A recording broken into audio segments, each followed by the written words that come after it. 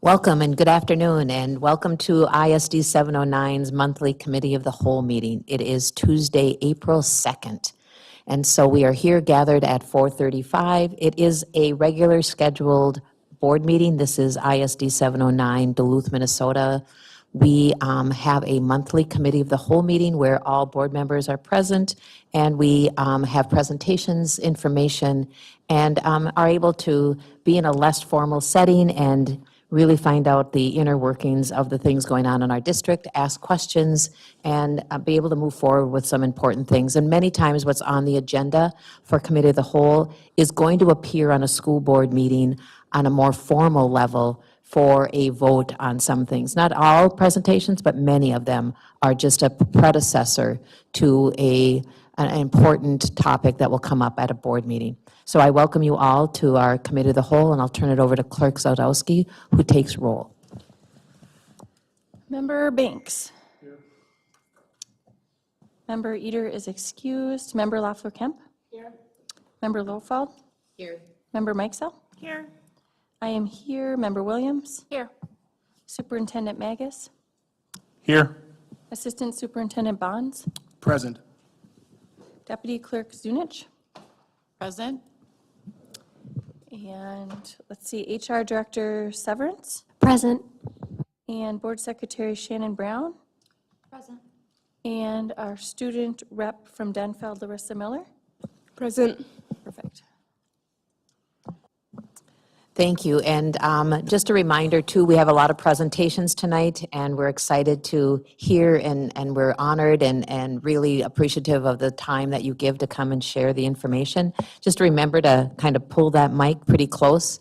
I'm one that watches the YouTubes quite often, and it is, I can see where our community sometimes will share with board members that they don't always hear us, and it's if we don't remember to turn our mic on, so sometimes we'll remind each other, and that's perfectly a good thing for us to do. So thank you. So I'll turn it over to Assistant Superintendent Bonds as he works us through I think we have 4 presentations tonight.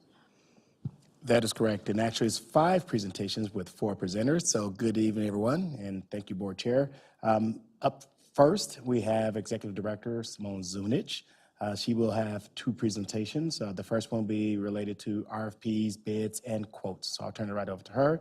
And then she will provide an FY25 budget overview.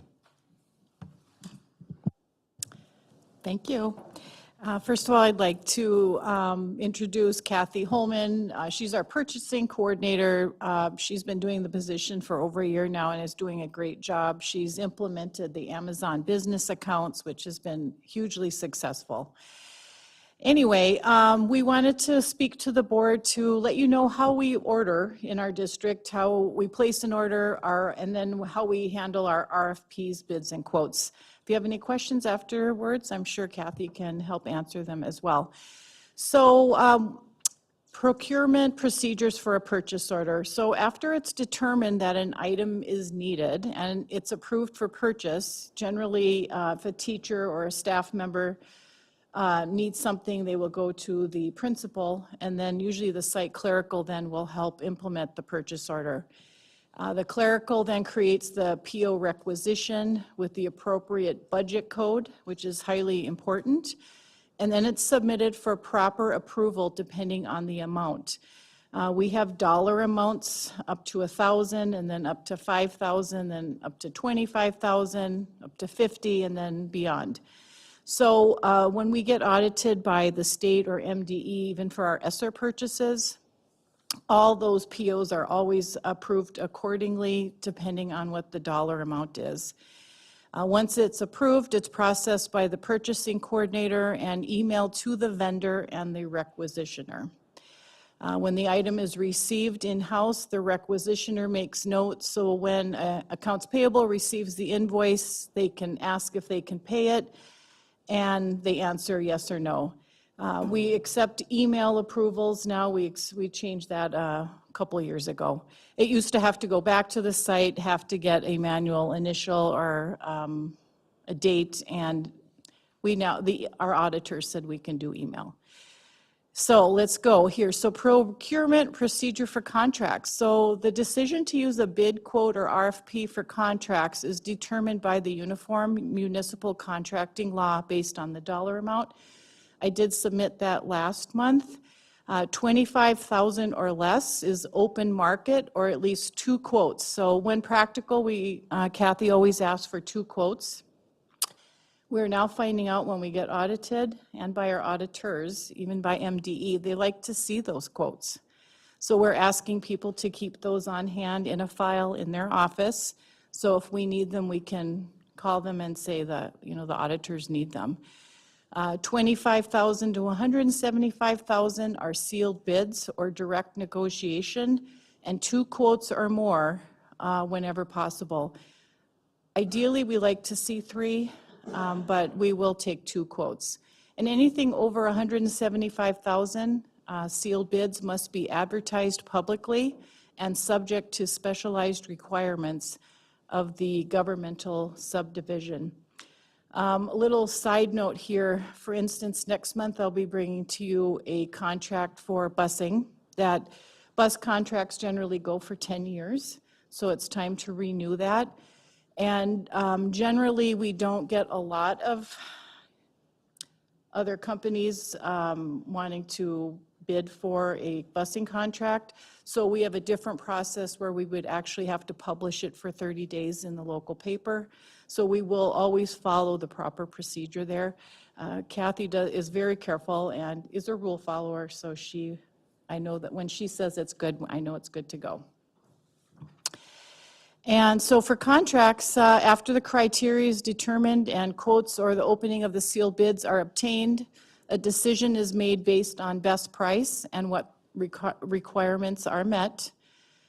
Based on the dollar amount, the awarded company is notified and rejection letters are sent, or a letter of memorandum is written to present to the school board for approval, signature, date, and stamped.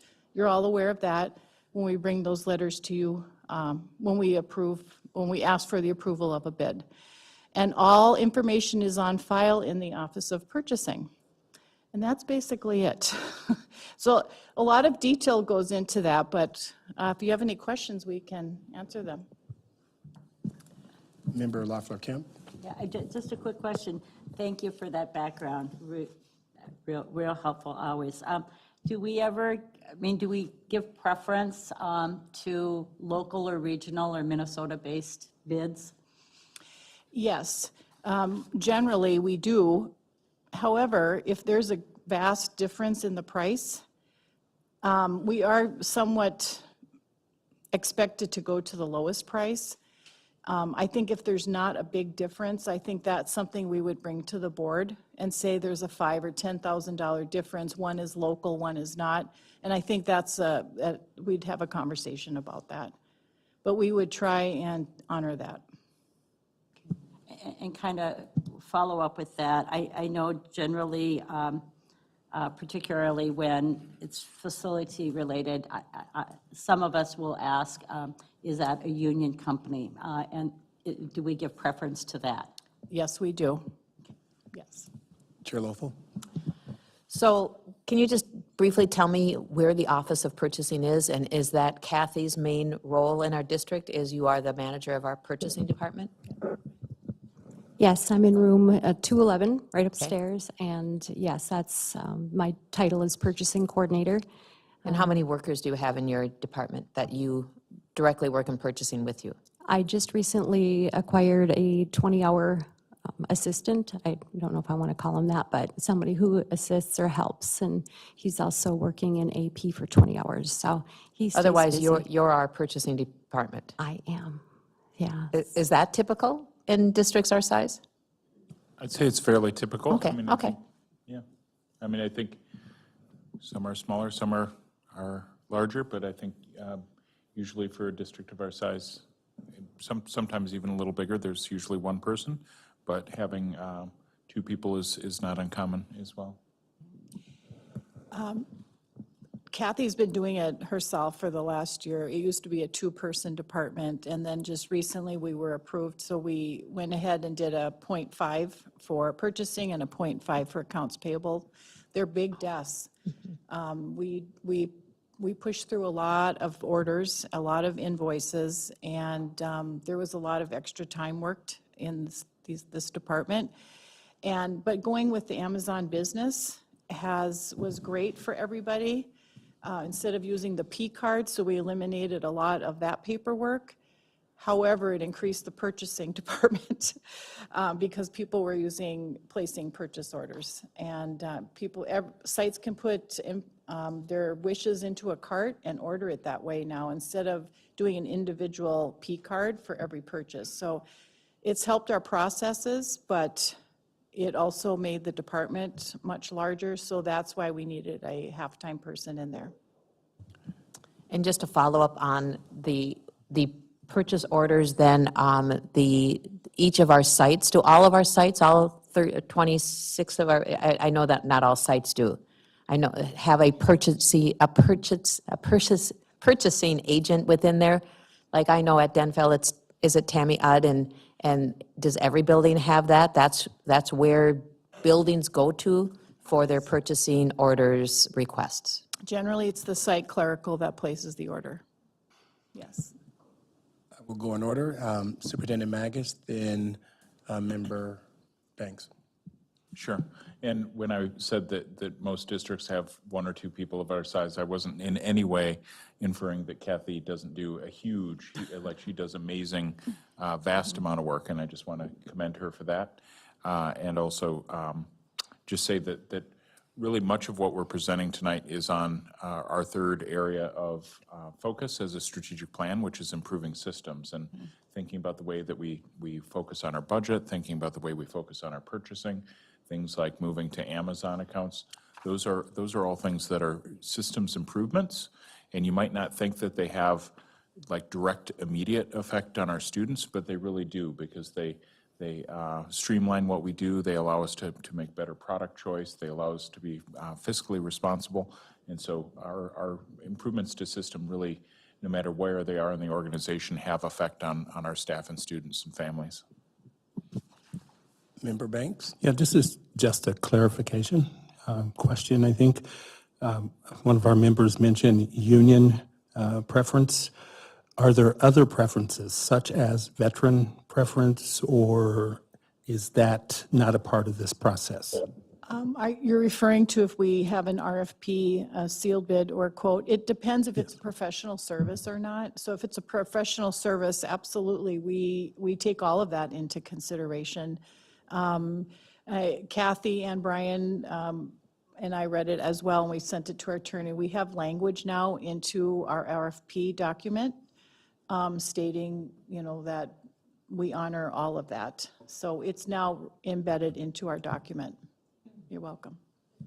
Member Sadowski, and then Member Banks, Member Williams, your mic was on? Okay. I'm just curious, what happens if you put out a bid for a couple quotes and you don't, is there a process if you don't get enough quotes or any quotes? Then what might happen?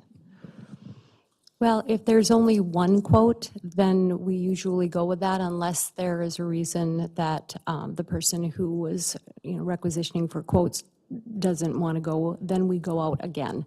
We can keep going out, or there's been times when we've just closed that file and we've waited, and then waited, a month and then put it out again. Because of the new procurement way that we're asked to do it, it's been much easier. It used to be much smaller as far as the amounts, and so we were going out, having to go to the DNT and put in our information, looking for bids a lot more, and now it's just 175,000 or more. So it's given us more free rein to be able to just use quotes. Sounds good, thank you. Member Williams? Thanks. I turned my light off because I thought it was not an important question, but I am still curious. So your .5 assistant, are they 52 weeks? Yes, Okay, yes, thank you. thank you. Member Lafleur-Kemp? Just the RFPs, is that like a standard form that's used for everything? Or do you have, the actual RFP description or whatever. Well, we do have templates for, Okay, templates, yeah. for that, but of course, it just depends on what they're going out for. That changes that template. So most of the time, there's a template. Okay. But a lot of times, they have to make changes depending on the items or services. Okay, great. Thank you. And it's great having you with us, Kathy. Oh, thank you. Thank you. We will go to our second presentation by Executive Director Zunich.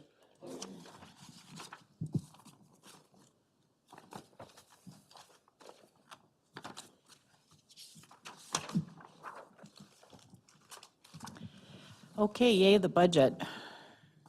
My favorite subject.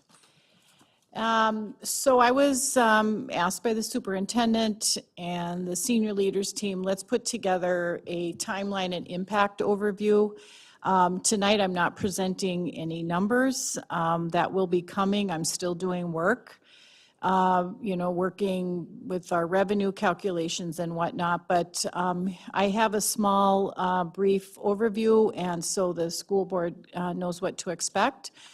Our purpose and objectives tonight is to provide a high-level overview of the budgeting process and the multiple opportunities for board input and discussion prior to the final adoption of the FY25 budget in June. So we will have time for plenty of conversations. So our objectives are to examine the current context of our budget decision-making, share a timeline, analysis, and impact of the proposed 25 budget, and provide a high-level overview of the key factors that impact our budget. And let's review the timeline of future board actions. So how we got here for FY25, we've had ESSER, which is our federal COVID-19 money, for the last few years in order to respond to the pandemic. Those funds are going away. They will not be available after June 30th of this year. We've also had significant recent state education funding that has helped us immensely, but it's not enough to make up for decades of underfunding and to cover increased Duluth Public Schools operating costs. So Minnesota districts are also facing unfunded mandates, which increases financial obligations to the school budget. The cost of nearly all expenses have increased: salaries, benefits, utilities, transportation, food, and contracted services. Member Loeffler-Kemp. No.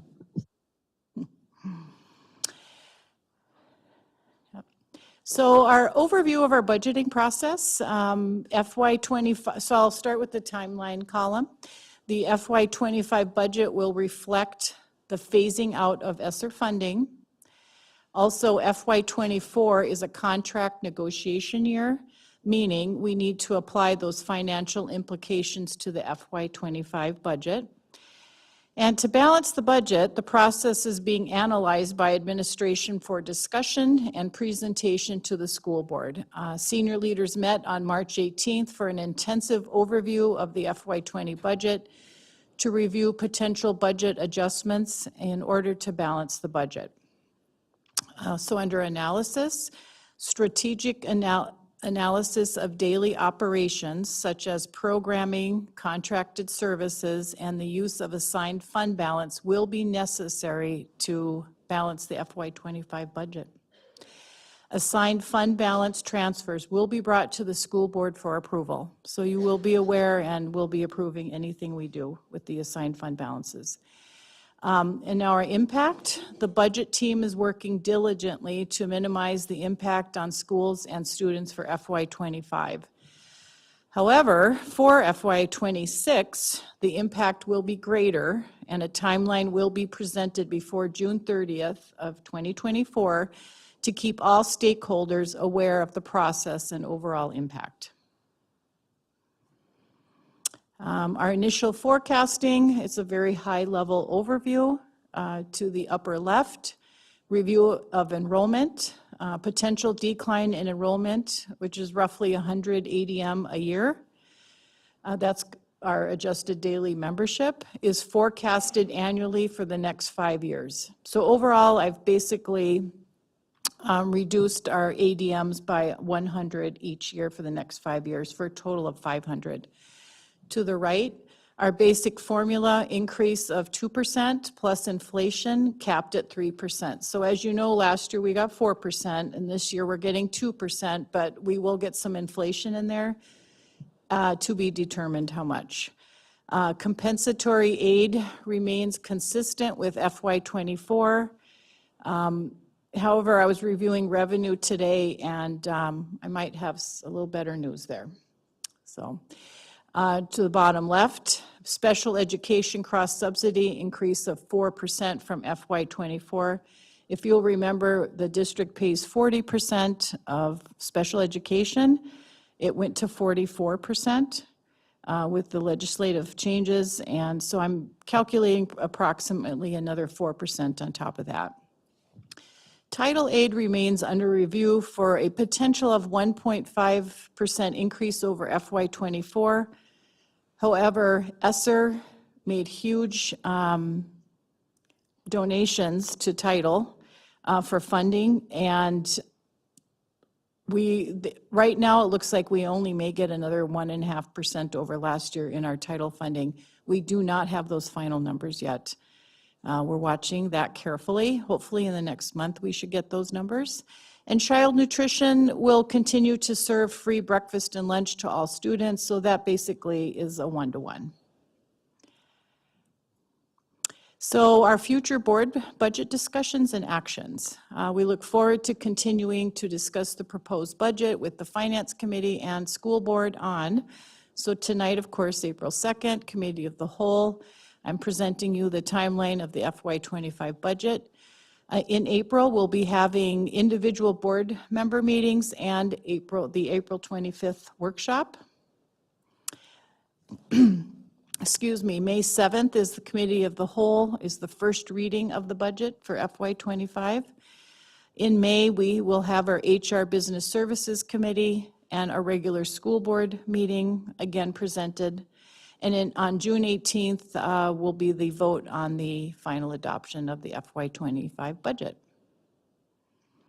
And that's it. If you have any questions, I'd be happy to answer.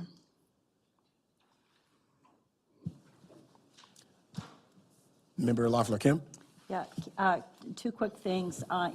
Thank you, great presentation, and appreciate the flow chart of meetings. If we feel like we need more information, would we be able to add a meeting before the June 18th? Absolutely, yes. Okay. Just wanted Absolutely. to confirm that. I know Yes. that's kind of been precedent in the past. And then just more for informational, on the initial forecasting, the title aid remains under review with the potential, is that for the title schools? The title budget that we'll get, yes. Okay, The federal funds that we'll get, thank you. And I know we'll get more background. Thank you. yes. You're welcome. Chair Loeffel?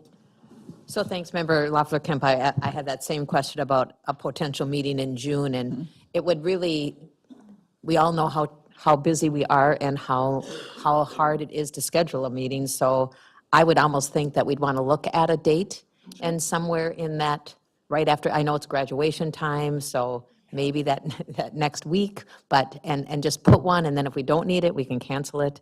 That would be something we could do. One of my questions is, what guides you in reducing our enrollment by 100 for the next 5 years? What is that? We looked at enrollment trends. Okay. And I was presented with an enrollment trend by our previous MARS coordinator. And then last fall, I took another look at it with our forecasting analytics team. And we will do one more, but we are showing, a downturn. I'm being on the safe side. I'm hoping it's just going to stay even. I'm hoping, but I'm a conservative revenue calculator. So I'm saying let's go with 100 less, because that is what the enrollment trend is showing. However, FY '23 ended up at 117 over what we thought we were going to get. So it can change. So just for the safe side, for initial projections, I'm going with 100 less each year. And just, so thank you. That's great for me to just kind of reflect on. And of course, we're always looking and being proactive and positive about what happens in our district, so we get more students to enroll, so that's always a good thing. So just, I heard you say that the 2% raise we're getting this year, starting in 2025, is that the? Correct, the 2% basic formula allowance. And they will, the legislature will allow the inflation to be Yes, in that, but I also know that the legislature capped it at 3%. So even if inflation goes up by 5%, we're only going to get 3. that is correct. And I think that we're trending inflation-wise, aren't we? And so maybe we'll get the 3?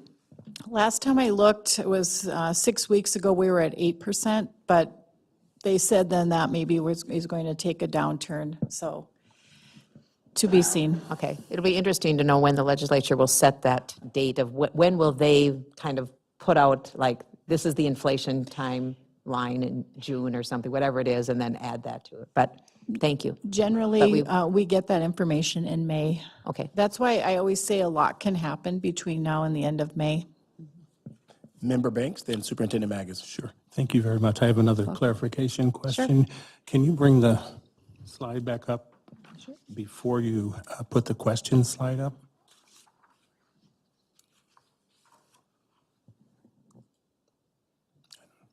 While she's working on that, Superintendent Magus, you want to go ahead with your question? Sure, just a couple of points of clarification. First of all, I think that we are seeing some enrollment trends towards the positive, so we want to keep our eye on that, as we've noted. And then I also want to thank the board, not just for their dedication in thinking about adding an extra day in May, but for the individual or 2 board member meetings that we'll be scheduling in the next couple weeks to really allow for that deeper dialogue and question and answer opportunity, as well as the workshop on the 25th. So the board, one of the board's main functions is really to oversee the budget, and I appreciate your dedication to being thoughtful fiscal stewards for the district and the community, especially at a time when we're asking our taxpayers for an additional investment in our schools. I think it's great modeling of what we've tried to do in past years and what we're also doing now. Member Banks? Sure. On the May 7th, where it says first reading of the budget, does the June 18th then constitute a second reading, or does it require a second reading? Good, great, that's a great question. So on May 7th, what I will do is present the first proposal of the FY25 budget. Between May and June, you may ask me to make some changes to it. If our financial trends can change, I may get different calculations from MDE. So historically, what this district has done is that I'll come with the first proposal saying, okay, this is what I know today. And if anything changes, I'll come back to you. And if we have another meeting, then that's when that will get presented. So a lot can happen after that, May 7th. But I want to bring something to you so you have something finite to look at least. You're welcome. Member Lawful-Kim, then Member Meixel. Just a couple quick things. Simone, I appreciate just all the conversations you've been having with principals. I know as I've gone to visit schools, I've heard they've met with you and really have appreciated being able to give their input. So thank you for all the time you've been put doing that legwork. I just wanted to also really second putting a date on the schedule for June, before the June 18th meeting. I know, as Chair Lofold said, we've done that in the past, and it just has been helpful, and if we haven't needed it, but we've kept a date, so. I think it's a great idea. Hope we can do that. And then the only other thing is I appreciated that you also went and lobbied with us at the Capitol, having you there with Member Michael and I, just with your expertise and credibility on the budget. And it was really, I think, legislators really appreciated having you as our business guru expert there. So just a big thank you for taking the time to do that. I think it went a long way for representing the district. Thank you, and you're welcome. Thank you for the presentation. And I was wondering if you or anyone else who wants to weigh in can just talk a little bit more about how we engage our stakeholders as we have discussions about budget adjustments, just so I have a better understanding of like how those conversations go prior to coming to us. Sure. So we will start with our individual board member meetings. We'll have our workshop on April 25th. And at that time, then, the superintendent, I believe, wants to go out to cabinet. Do you want to go further than that, John? Or superintendent, do you want to explain more than that? I can explain more. So again, we're thinking about it as kind of two phases. The phase for this year is relatively minor adjustments that we'll be making. We talked about those at the last meeting. Some things like, having greater oversight on travel, taking a look at summer extensions, different things that are sort of easier to limit, things that have kind of been a little bit more free range when we've had some additional funding, tightening of the belt, so to speak. But really, the following year, the following budget year is going to be the one where we'll have the most critical decisions, and we've put together a draft guiding change document that talks about what is our current reality, what is the vision of what we're hoping to do, and then how we're going to get there. And it really outlines as well, or we'll be outlining during the workshop and during the individual sessions, what we're hoping to do for a timeline with meeting with our stakeholders. It should involve very deep stakeholder involvement, and really that whole basically we're backwards designing from where we need to be next February, because next February is when we should start having a solid idea of the numbers, and really making sure that we have multiple opportunities for stakeholder input. And really thinking too, and I look at the board because we've seen it here a couple of times, but thinking about how we want to have an opportunity for stakeholder input, and then a design team, which would be senior leadership and cabinet, to put forward proposals to the board, so the board has options to think about as far as what choices are made. But I've made it really clear to our labor management groups, and we'll also make it sure that we're very clear with our parents and families that there will be a robust conversation about those budget adjustments for the following year. So once again, this first phase is the soft hit. Most districts are taking a pretty hard hit right now, but I think that the current fiscal stewardship of this board, as well as our financial team, has put in place some significant thoughtful work of putting together assigned fund balance that can be used in challenging times, and this is meant to help off-ramp us from the ESSER spending this year, so that next year we will still have really challenging decisions to make, but we have the time to do so thoughtfully rather than just quickly making decisions. Does that answer your question? Thanks. Member Lawful Kim? And this is just a follow-up, and I'm hoping at the April 25th meeting, because I know this is high level, you could talk just a little bit more about what entails some of those conversations you've had with our principal leadership as well. I think that would be good background information. Absolutely. Thank you. I can do that. Superintendent Magus? And speaking of those meetings, these past 2 years have been the 2 years that we've done this process with meeting with our principals in great depth. And I think it's really allowed for continued improvement of our system of budgeting, but also improvements in the transparency and shared understanding that we all build, because I think sometimes if people don't understand why decisions are made and we don't have that opportunity to build that shared mental model, it leads to frustration or misunderstanding or mistrust.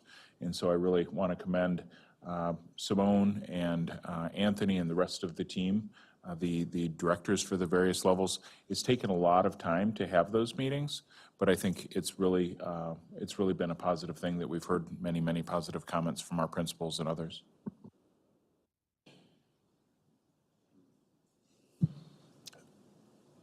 Thank you. Thank you, Executive Director Zunich. And Simone is off for a vacation, so I want to wish her safe travels. Next up, we have Executive Director Severance coming up. It's also in the category of improving systems. She will be providing a 24-25 staffing forecasting and hiring timelines presentation.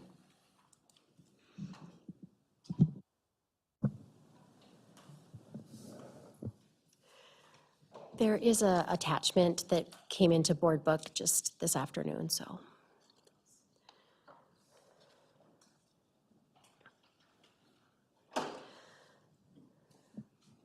So as Assistant Superintendent Bonds mentioned, I'm going to be talking about staffing forecasting and hiring timelines. It's just a really quick overview, but I wanted to remind you of the vision about our recruitment and retention plan, and that we're really looking at attracting, developing, and supporting and retaining highly qualified teachers as well as support staff across all of our school districts. So our process, next slide. You know, you had mentioned it earlier, and Simone and I have met with some key leaders, and we look at their current staffing list, and then we look at projections for future personnel needs based on the student growth, replacements, retirements that happen. Consider financial constraints. So it has actually worked out great that Simone was ahead because she kind of spoke to some of those questions. And then we kind of look at a cooperative approach, including other administrators, the building leaders, the education directors, superintendent, assistant superintendent, and have discussions about what are we going to do for the staffing decisions that we need to make based on the other pieces. So just a quick overview of where we are so far. January 18th, we met with our assignment and transfer QLT meeting, which is a labor management with the DFT. And the reason we have this meeting with them is to talk about the displacements that are coming up. So this is primarily certified staffing. Our non-certified staffing doesn't usually happen until April, in the end of April. So this focus is just on the certified staffing. So we met with them on the 18th to go over the displacements that would be coming forward, what would be the timelines looking at that, so that they understood where we were coming from, especially because of the ESSER pieces that we were ending this year. So on February 16th, then we did displace those ESSER positions, and there were 42 total of those that were given displacement notices. And those are notices that just let people know those positions are no longer going to be available and that they should be looking for other positions. A lot of those were people that had lookbacks to other positions. And so when I put the number of 42, that also includes anybody that was in a position that someone had lookback rights to. So there were more people affected than just the number of ESSER positions because they had taken positions temporarily while someone moved into an ESSER position. So kind of a cascading effect. On February 27th, we did start our initial principal staffing meetings for the 24-25 school year. And what we, as I had mentioned in the previous slide, we really just looked at what are their current staffing levels, making sure that we had everybody properly listed and coded, budgeted on their staffing list, and kind of where they were at based on that. So we met with them on the 27th, started on the 27th. We finished up in mid-March. On March 1, we started posting our replacement positions, and that is one thing that we spoke with the assignment and transfer committee, that we guaranteed them that we would post those positions first so that those folks that were displaced would know what positions were going to be held and kept so that they could reapply for those positions. So we posted those on March 1st, and every Friday thereafter, we put up our certified postings. So that is kind of our cycle standard. They go through a requisition process that gets financial approval, position control, and then finally posting. So that happens every Friday. To date, we have posted 71 certified staffing positions, and 32 positions have been filled. That is some internal, some not internal. So that's, you'll see as we get to the next slide why that's, why that's important. But some additional dates: on March 18th, we did the other displacements. And so these are not specific to the ESSER temporary staffing. These are things such as 24-hour postings, teachers that took out of field, they had to have out of field licensure in order to do their work. People that took temporary positions, long-term substitute positions, and anyone that has a Tier 1 licensure, the state gives that for only 1 year. So they're displaced because they don't have that licensure anymore. And there were 49 of those that were sent out March 18th or shortly thereafter. And as I said, we continue to post every Friday. We have additional postings going out. Our next round of principal staffing meetings will happen in the end of April, and that we will have more projections about enrollment, and we will have more decisions. So we've done our initial pieces. There may be some tweaks to their staffing numbers based on those enrollments, and that's something that education directors look at. We will have the scheduling completed for our secondary schools, so we will know if there's different teachers needed based on what courses they're going to be offering. So we're waiting until the end of April to do those kind of last-minute changes and additions. We know that we will probably need additional staff just based on the 7-period day model and also the middle school change in schedule. So we will have more staffing coming up, but it will not be kind of pushed out until the end of April. Thank you. And before she moves forward, can you just go back just one? I just want to make sure that the board is aware, the community is aware that the 28 replacement positions, that's connected to the passing of the November referendum, question number 1. As you recall, there was a commitment to maintain some of our ESSER positions with the passing of that question, and that 28 reflects that commitment in honoring what we said we would do. So I wanted to make sure we pointed out. So I mentioned on the next slide, you'll see why these dates are important. In order for us to get the best qualified candidates, we need to be competitive with our hiring timelines. That is one of the process improvements that we have looked at since I have come here, is really trying to make sure that we are getting ahead of, or at least in line with the rest of the state and how they're posting their jobs.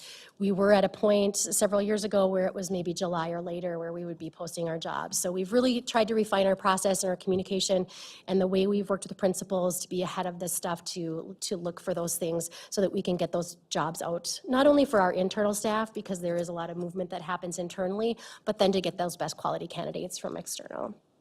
Yesterday, we attended a job fair down in Shakopee, and that is the big teacher fair that used to happen at the state level. They're no longer doing that, so Shakopee took it over. And we had really, really good results of that, probably 10 to 15 for sure people that had either already applied or were intending to apply for positions in Duluth that really wanted to come forward. So that was a great event. And then we continue to look for those opportunities. You know, these big teacher fairs are really where we get a lot of the, these are graduating students that are coming to these. So that's where we really get a lot of visibility for that. Increasing our job posting locations, we're looking at more, diverse posting spaces, and where can we kind of broaden that to attract all types of candidates, and then utilizing our social media platforms. We're using Handshake, we are using pushing out on our Facebook pages and those type of things. And I think I've mentioned this before, but we are trying to make our application process a little more streamlined so that it's not as daunting for everybody to apply, making sure our recruitment materials are very specific. Yesterday at our job fair, we had jobs posting. So it was very nice to be able to say, here's what we have, here's what we know is coming up because of the things that we knew that teachers are going to be needed in. So we could kind of preemptively, we were able to give out cards. We post every Friday, please make sure you're checking our website, and so doing some of that kind of stuff. And then internally, we're looking at and have been adding diverse screening and interview teams. So we do have a group that is willing to sit on interview panels, and we've instructed all of our principals and hiring managers that we want them to be able to pull from that group for every one of the interview teams to make sure that we have a diverse process with that. And that is all I have. Any questions? Superintendent Magus? Just a question. You mentioned that our timeline is a little more advanced, and I know that we had some things that were firsts for us this year as far as, number of positions filled and stuff at the beginning of the year, but we do have several new board members. But can you share some of those highlights, because I think that they were worth considering. And then also you've branched into hiring at having hiring opportunity at a variety of other sites too, like thinking about our powwows and things like that. If you could just touch on those a little. Sure. Yes, for the 23-24 school year, we had all of our certified staffing positions filled prior to the start of school, which I was told was a first. So that was very exciting, and we're even ahead of the game this time. Again, we're trying to really refine those processes and making sure that we're getting ahead. So that was very exciting, including our special education, which has always been a difficult one to fill. So, Jason's here. So that was very exciting to have those positions filled. Yes, and from a recruitment perspective, we have been going out to powwows, and we went, Unity in the Community, and Juneteenth, and we are having tables and putting there. We've been at Career Force several times now. Not necessarily for certified staff, but a lot more for the non-certified staffing. And then we did just, we didn't get the Grow Your Own grant, which I was working on, many of you know, but we did get a grant in partnership with Career Force that's a similar type of grant. And so we are just kind of working on that. So that will help to bring some other diverse education folks here. Member Williams? Yeah, how are the interview teams determined? Like, how are you selecting who's on interview teams? So the hiring manager typically chooses who's on the hiring panel. So when it's at the site level, it is always the principal, and then they have a group of employees on their CIT teams or other teams that they will ask, and then we have them pull from the resources that we've provided them, the list for the diverse groups. So they are chosen by the hiring manager, typically all represented from the school or subject matter experts, depending on the position. Okay. I believe Member Sadowski is next, and then Member Meixel. I was curious about the recruitment materials that you use. What kind of elements are you including in there? I'm assuming like our benefits package, which is really good. When I talk to different people teaching in different districts throughout the state, I start to realize how good our benefits package is. So I'm just wondering if you include that and what other elements you might include on some of those recruitment materials at the fairs, and what seems to have been piqued people's interests about Duluth Public Schools. We definitely include the benefits, because that is a really great perk for working at the district. And the other piece that we've kind of been pushing, and again, primarily with our non-certified staff, is kind of the flexibility.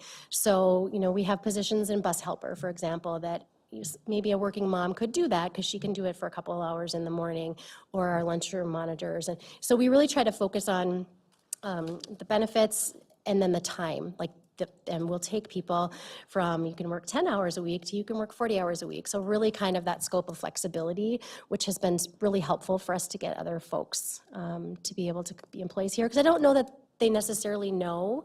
And then we've done some day in the life videos, which we put in place last year. And I think, again, people don't necessarily always know what kind of positions we have at the district. They think teachers, and they don't recognize the other positions that we have readily available for people to come into. So we really try to focus on those type of things. Great, thank you.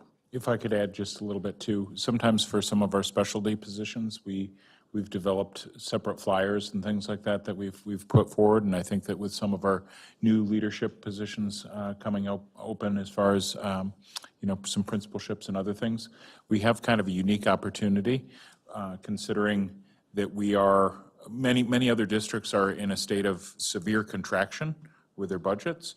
And because we planned ahead, we have a little bit more space and time to do this. What that also allows us to do is consider, as other people are leaving leadership positions and teaching positions in other districts, for us to, it's unfortunate that they've had those circumstances, but it allows us to look for the best and brightest from those other districts and recruit for our workforce to build our talent pool. And we've tried to use things like QR codes, because that's younger generation. It's different ways that we can reach a broader audience. Yeah, I was going to add too, just I appreciate your attention to our application process too, just because with hiring the way it is right now, anything we can do to streamline that, and I guess that's what we're talking about, is how we're improving our processes. So thank you for your work on that as well. Member Meixel? So just two questions. When we talk about the 71 positions that are posted and 32 are filled to date, can you remind me, are those certified positions or all positions? This is just certified. Okay, and certified means our teachers, our interventionalists, our speech pathologists? Yes, social Okay, workers. social workers. Guidance counselors. Yep, Okay. other teachers on special assignment. And those positions are open now or for the fall? They are for 24, 25 staffing, so they would Got be it. start dates in the fall. Okay. And then when we talked about how we had all of those positions filled at the beginning of this year, are those new positions that we're putting into place, and that's why we have openings now, or people have left? Like, I'm trying to, So it's a combination. So there are some folks that have left, but then when you look at the other kind of data, the displacements that we have, and depending on if there's a different new kindergartners coming in, now we need an additional kindergarten teacher, for an example. So some of those are new positions. We have done some changing with some of our ESSER positions, and so it was reposting of those ESSER positions, and then a lot of the displacements getting reposted, and then just some shifts that the buildings have done. They might building assign at the end of the year, they might building assign a kindergarten teacher to third grade, and now they need a kindergarten teacher, so. It's also reflective of retirements. So if we have 2 teachers retire from an elementary school, that would be another area that would need to be filled. But I've been in districts where we have, in fact, when we were here too in the beginning, where you might have 20 or 30 positions that are still open at the beginning of the school year. So to be to be the beginning, the second day in April, to have us down to 30 positions already, I think is a very positive move for the fall, and it speaks well of being able to fill those positions with the highest caliber teachers that we can get, and other individuals that fill those positions. I really truly believe that the teachers and other workers are, but especially our teachers, are the ones that have the greatest effect on our students. And so by hiring the best teachers, it really is so much better for our school district. And by hiring early, a lot of times you avoid future problems where you're maybe having to work to provide more support for the teacher, or maybe even performance plans or things of that nature. And so it really sets us up for success. So I really think that this is a high-quality improvement of our system. And just as a side note, there were 23 certified staffing retirements this year, so that's a big part of it too. Representative Miller? I was curious, is there like statistics on the demographics of these staff, like applications that have been filled out by race specifically? And if so, has there been like an increase for the upcoming year? That's a great question. We do track that, and I can certainly provide that. I don't have it in front of me, but Okay, yeah, thank you. Member Lafleur-Kemp? Thank you, Teresa, for all you have done. I love those videos, by the way, and I love that they were our staff in the videos, so I don't know if there's plans to do more of those. But I had 2 questions. One is, and maybe if you've touched on this, so people who are maybe working those 10-hour jobs or 20 hours, how are we encouraging, making sure they're aware of the more full-time or more hours in areas? So our current staff, how are we, that aren't working maybe full-time, letting them know the opportunities that might be out there? I know that our non-certified staffing person, Carrie Berry, who works a lot hand-in-hand with those staff, has kind of a running list of they're looking for additional hours, they're looking for this, they're looking for that. And so I know that she does reach out to them when there's opportunities that they've talked to her about. We do send out, information, of course, throughout the district email, and everybody does have access to that. We have had a few, or will be doing a few of job fairs at our 2 high schools, so we'll get students as well as hopefully some of those staff that are working part-time. And then I know our principals have been really good communicators with like our monitors and our food service workers as well, when they are looking for additional hours, where could they maybe pick up, and trying to kind of enlarge their jobs at their own schools. Okay, excellent, excellent. And then my second question, I know as I've been going out to schools, it's been as it always is, exciting to see so many student teachers from the different colleges in our schools and having great experiences. Do we do anything with the different colleges, specific with the student teachers, to try and retain them here? So the Human Resources Department hasn't done anything with the student teachers. They typically go through the school, the education department, so we really haven't created that link. I would assume that the principals are really having conversations with those teachers in their building, because I know I've heard that in hiring processes. Oh, they were here as a student teacher, you know, those type of things, but we haven't connected that. That's been more on the education team side. And I certainly know, just from knowing people that started out as student teachers that are working, that it has happened. I just was wondering if that's a niche we're trying to keep some of those people here in Duluth rather than going back to Maple Grove or wherever they're from. Yes, and I would say that does happen more through the principal leadership and through the school directly. That just this morning, I was at Denfeld during our staff meeting, and there were a couple of student teachers introduced during our referendum presentation, and I made sure afterwards to go up to them and say, hey, we have great positions here. There was one who was a special education student teacher, and we always make sure that if they're doing well, that we try to connect them right away with applying for positions in the district.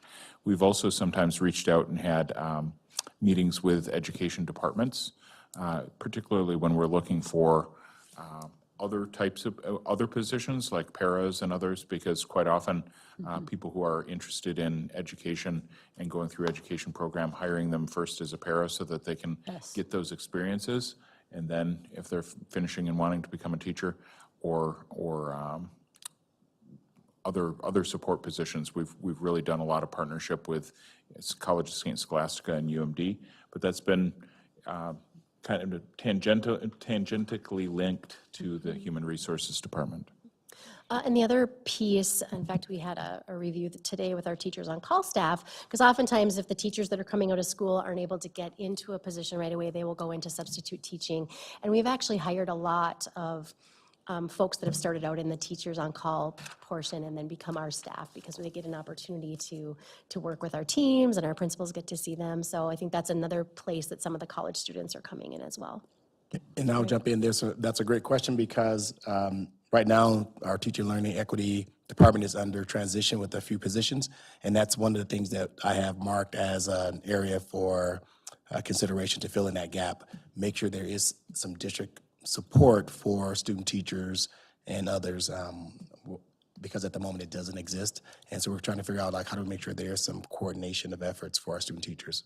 So we are working on it as we speak. Excellent. And then just my last closing is just, Teresa, it's exciting to see the many new and creative ways that you have been doing recruitment, as well as the other areas that fall under HR.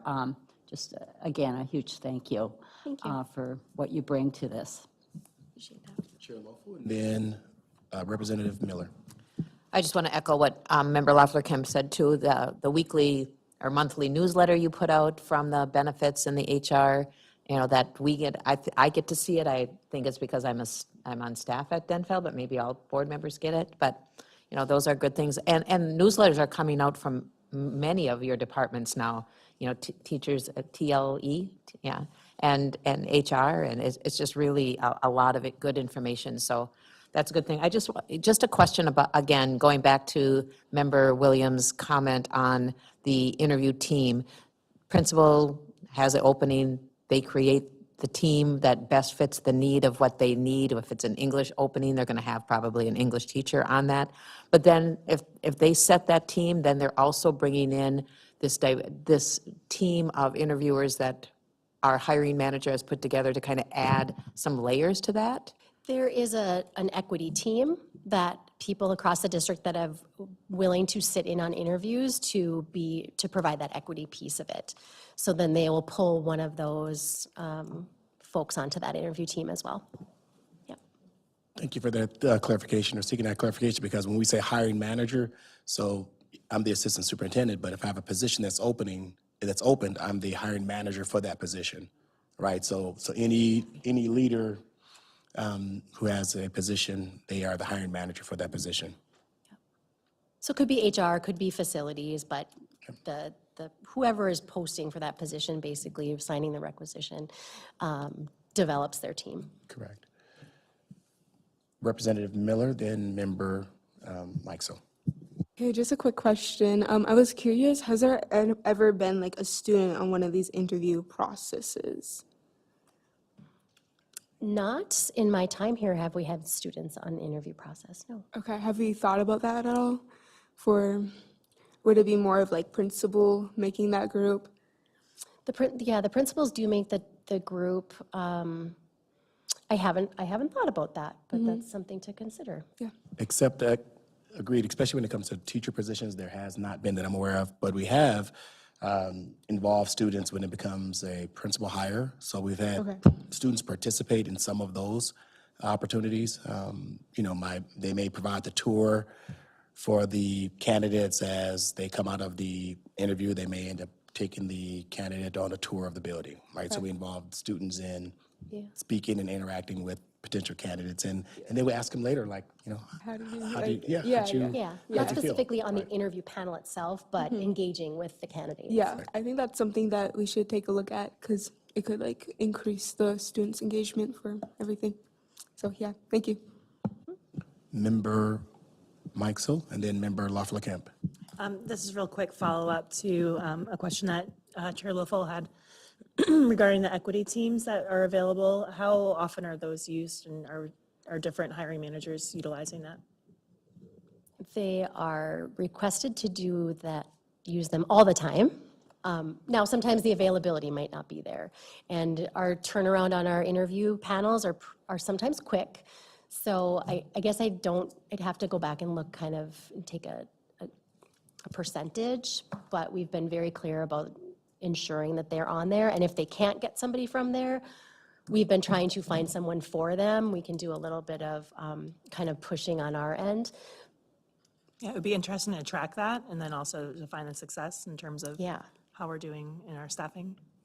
Can I piggyback on that quick, on Sarah's question? Because you said requested, is that something that will ever be required? Well, I would say they're directed. They're directed They're directed to Okay. have somebody on that team. If someone's not on that team isn't available and they've inquired, they're supposed to come back to us and we try to find somebody that's available. So they're, Okay. yeah. Thank you for clarifying. And just please know that's a reinforced expectation as of late, because, you know, we were striving to do this very thing for the last couple of years, but we really are making a concerted effort to make sure expectations are clear with our hiring managers that this is something that we are expecting to happen. Member Loeffler. Yeah, Kemp? this is just a clarification too. I know, I'm not sure if it's still consistently done, but particularly for principal hires and teacher hires at a school site, they often will include a parent on the interview team. Is that still part of the process? We have not had parents on the interview team since I've been here. We do get parents for principals. I know that there's family surveys that go out, not for teachers that I'm aware of, but unless someone, I guess, if there's a strong PTA, perhaps that could be somebody on their team, but I haven't seen that come across on paperwork that would indicate that we're having parents. Okay.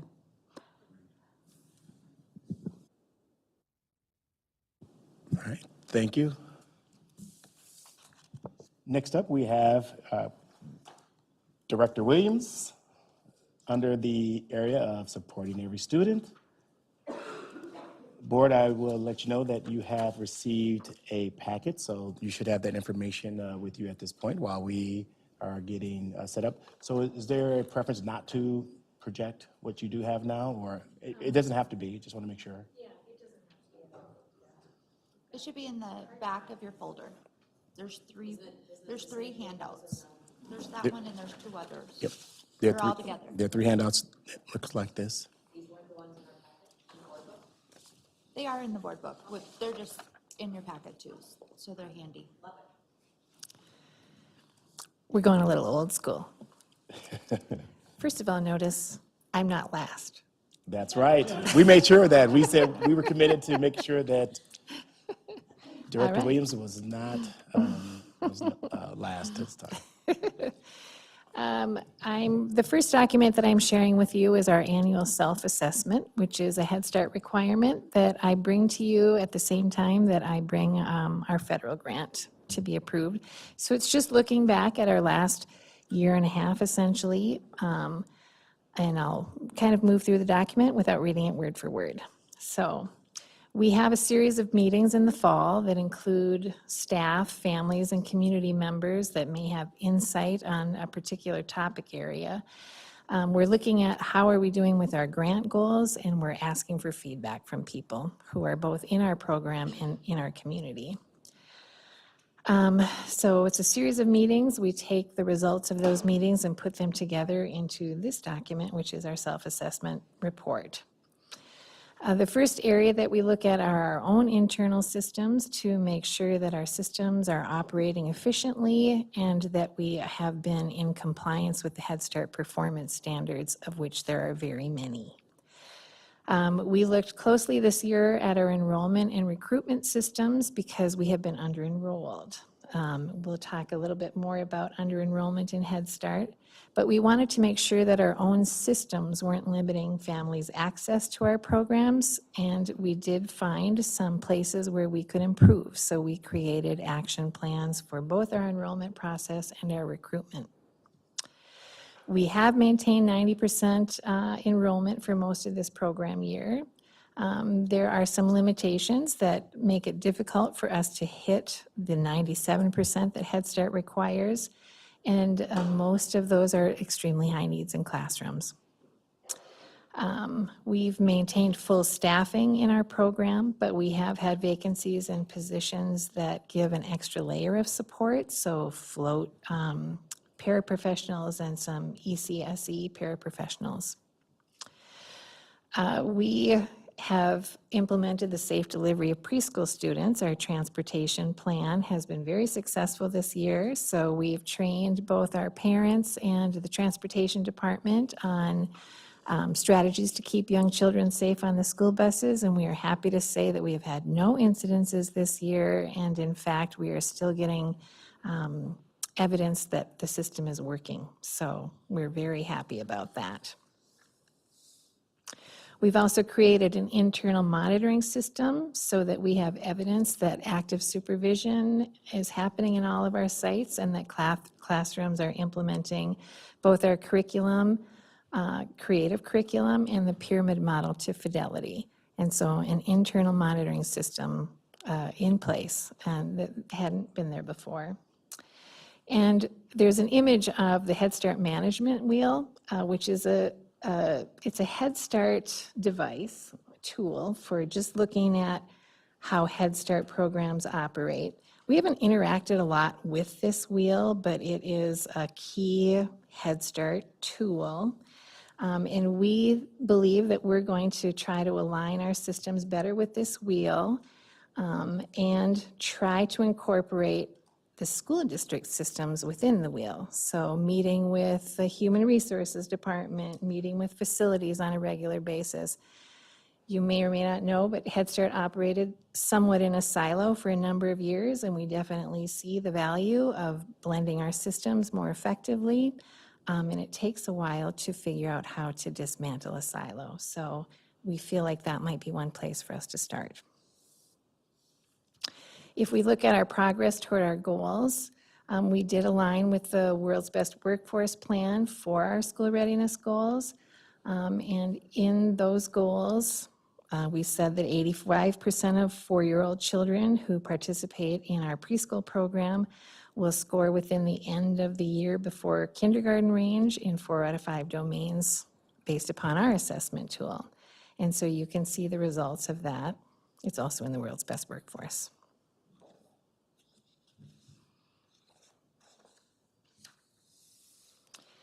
The next grant goal that we have to discuss is high-quality inclusive classrooms. Navigating trauma through collaboration with the Early Childhood Special Ed Department. We know that trauma in young children looks like challenging behaviors in most cases. So we do PLCs with the Early Childhood Special Ed Department, and we have set goals. This year, our goals were that 77% of children would increasingly develop strategies for regulating feelings and behavior, becoming less reliant on adult guidance over time. That 85% of children would show an increasing awareness of all sounds that make up language, so a reading goal. And 90% of children will show an increasing ability to add and subtract small quantities of numbers. So we're doing a reading goal, a math goal, a social emotional goal to better align with the school district. We also have a pyramid model goal, which is that interventions would be provided to teaching staff to reduce aggressive behaviors from 50% of all behavior incident reports to 40%. And so it really targets what has been called in our department as the INGs: hitting, biting, kicking, and throwing, and spitting. So when we look at, we just have a full year of behavior incident reports. So that has not been data we've had access to. So teachers are submitting behavior incident reports that are based on the pyramid model, and we had, at the end of the year last year, 1,039 incidents like that occurring in our classroom, those behaviors. So we knew that what we needed to do this year was target those behaviors for professional development and strategies, because those were really challenging. And we'll talk a little bit more about that. Family advocates are working to increase connections between families from 10% to 30%, and the use of Ready Rosie, which is our parent education curriculum, from 10 to 30%. So PLC groups are meeting regularly, and they feel that PLCs are really bringing them a lot of great opportunities to connect with each other, and a lot of great learning is happening. So some of the professional development that we provided to our staff was developed by our staff in their PLCs. And so this anxiety curve image that you're seeing was created by a group of teachers.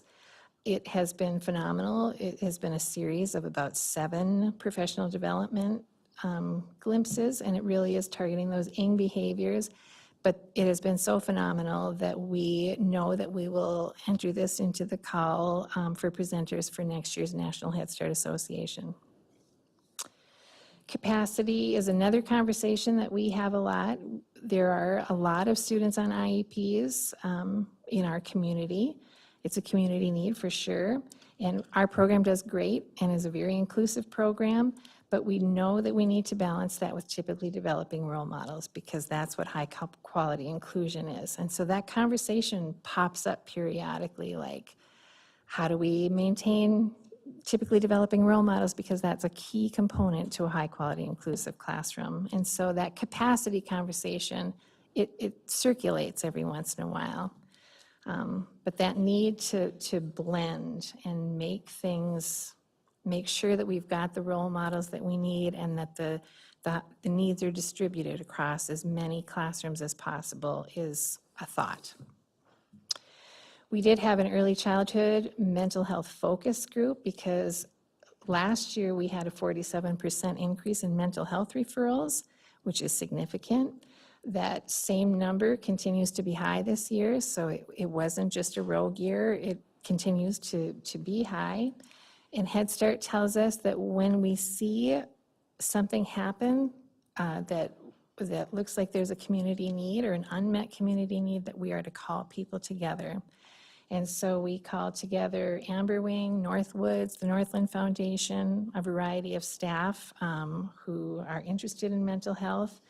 And as we sat and talked and looked through questions,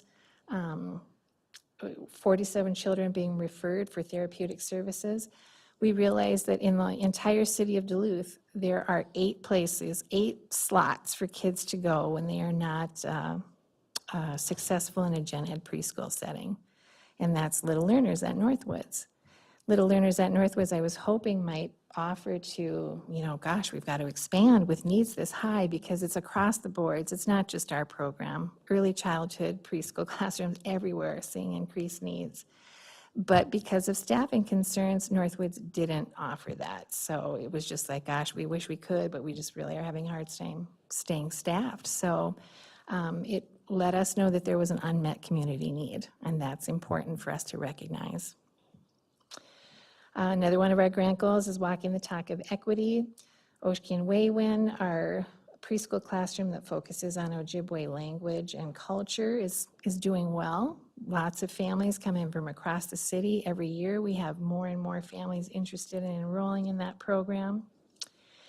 We do question how can we support the Black community in similar ways. How can you be seen and honored and welcomed in the same way? So we've worked hard to continue to build connections with Family Freedom Center and organizations, Families Rise Together, but just really in our minds an awareness that we need to hold all people of color, not just our Native Americans.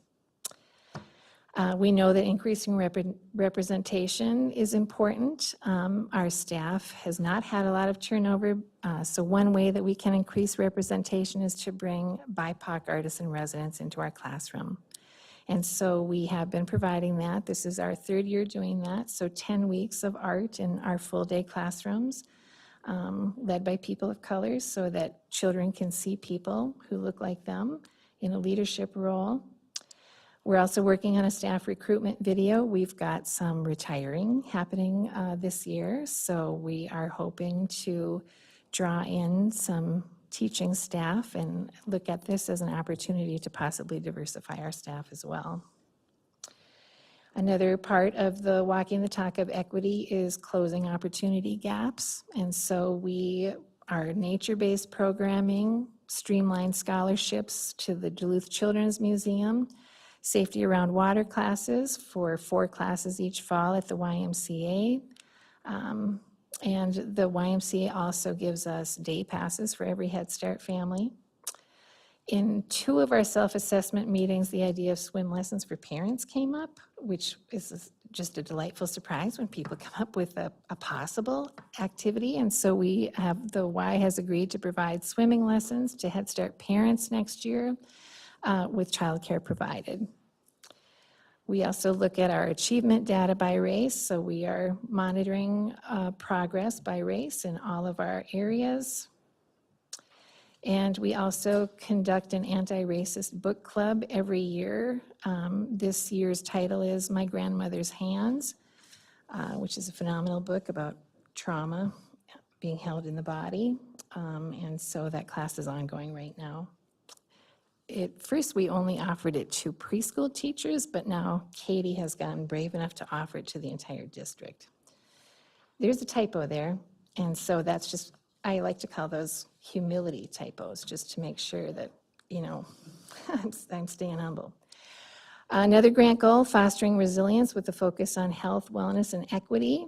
And so health and wellness is also included in the nature-based programming and our partnership with the Y, as well as equity. But we do provide staff and parents with wellness opportunities. So intentionally putting some fun and connection into staff meetings. We do have a health and wellness committee that provides opportunities for social connection, creative experiences, and monthly health challenges. As far as our children, 87% of our children were up to date on dental exams. That's something Head Start pays attention to as one of our comprehensive services. We do have children's dental services come into the schools to provide dental care for children. 83% were up to date on their well child checks, and 100% were up to date on immunizations. The safe delivery of preschool students, the transportation plan from last year, we did have an unsafe incident, but we are very happy with the results of the safe delivery of preschool students. Close connection with the transportation department. We also feel it's important to recognize that we are working hard to maintain safety in classrooms where student aggression is prevalent. And so all of our staff are trained in CPI, the crisis prevention interventions, circle of security, classroom, the attachment parenting with the classroom angle, the pyramid model, which includes access to a practice-based coach. On our staff, we have 1.75 mental health consultants, so social workers in our program who are in the classrooms regularly modeling for teachers and staff how to deal with the behaviors that we're seeing. And we have a float paraprofessional that can provide extra support in classrooms or cover absences. There's also a preschool support team, so if a classroom is struggling, they'll make a call out to the preschool support team where a whole crew of us will sit together with their whole staff and just brainstorm interventions to be trying and offering as much support as we can. Member Williams, Director Williams, Member Williams has a question. Back to the book study you were talking about, how Yes. it's now been expanded to district-wide. How is the word getting out to teachers that that is available to them? It's in the news and views. Okay. Yeah. Thank you. Member Banks? So I have a quick question for you. This is a great presentation, great document. And I heard you allude to something, and I want to kind of expand on that with regard to especially the Black community. Grandparents and grandparent-like figures. I have been talking to and interacting with a ton of grandparents over the last probably 7 or 8 weeks, and they are looking for something to do, to encourage them, to get them involved in interaction with our children. Is that something that you pursued, or would you pursue that, or are there restrictions to that? Because these are individuals that have a lot of free time, and they just want to be asked to get involved. Let's pursue that. Yep. Volunteers in Head Start classrooms are welcome, so let's talk. That's a great idea, thank you. We also looked at our parent, family, and community engagement, which we are working to increase. That took a big hit in the pandemic. So 4 of our family advocates attended a national conference on what we call PFCE, Parent, Family, Community Engagement, to be inspired. As you know, sometimes that is just what you need. And so they have provided opportunities for families to connect at citywide events and also targeted events for father and father figures. And so we've had several activities, several things happen, and it looks like we've got a lot of people who are interested in, and that's just a program that's going to continue to grow. Family advocates more commonly work with individual families, helping people find their way through crisis, connecting them to community services, and helping parents set goals and take steps towards them. And that's all things that we have to measure as a Head Start.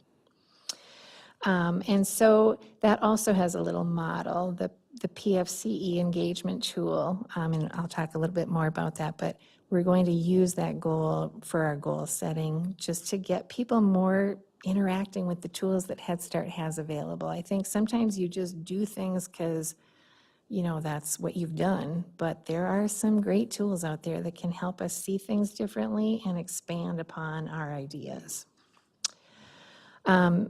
Eligibility, recruitment, selection, enrollment, and attendance, also called ERSI, is where we would address our enrollment issues.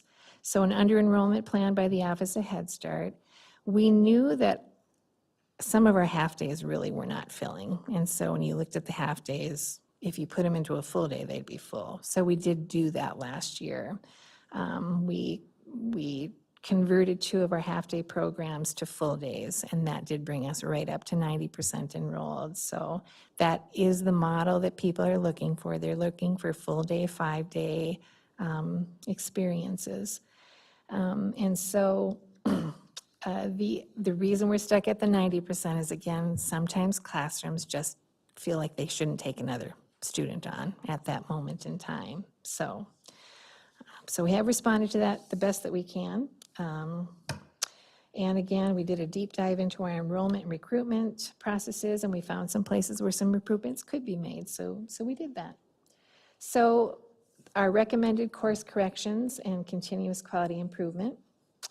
We are looking to fully blend all funding streams to better balance classrooms, so to address the capacity concern. So VPK has been a 3-day-a-week standalone program, but we are going to fully blend all of our funding streams, so we will have full-day, 5-day programming and half-day programming. So we'll have 3 half-day programming. Half-days are still beautiful for some people. It's an option that we want to maintain. But our full-day programming will all merge into full-day, 5-day programming.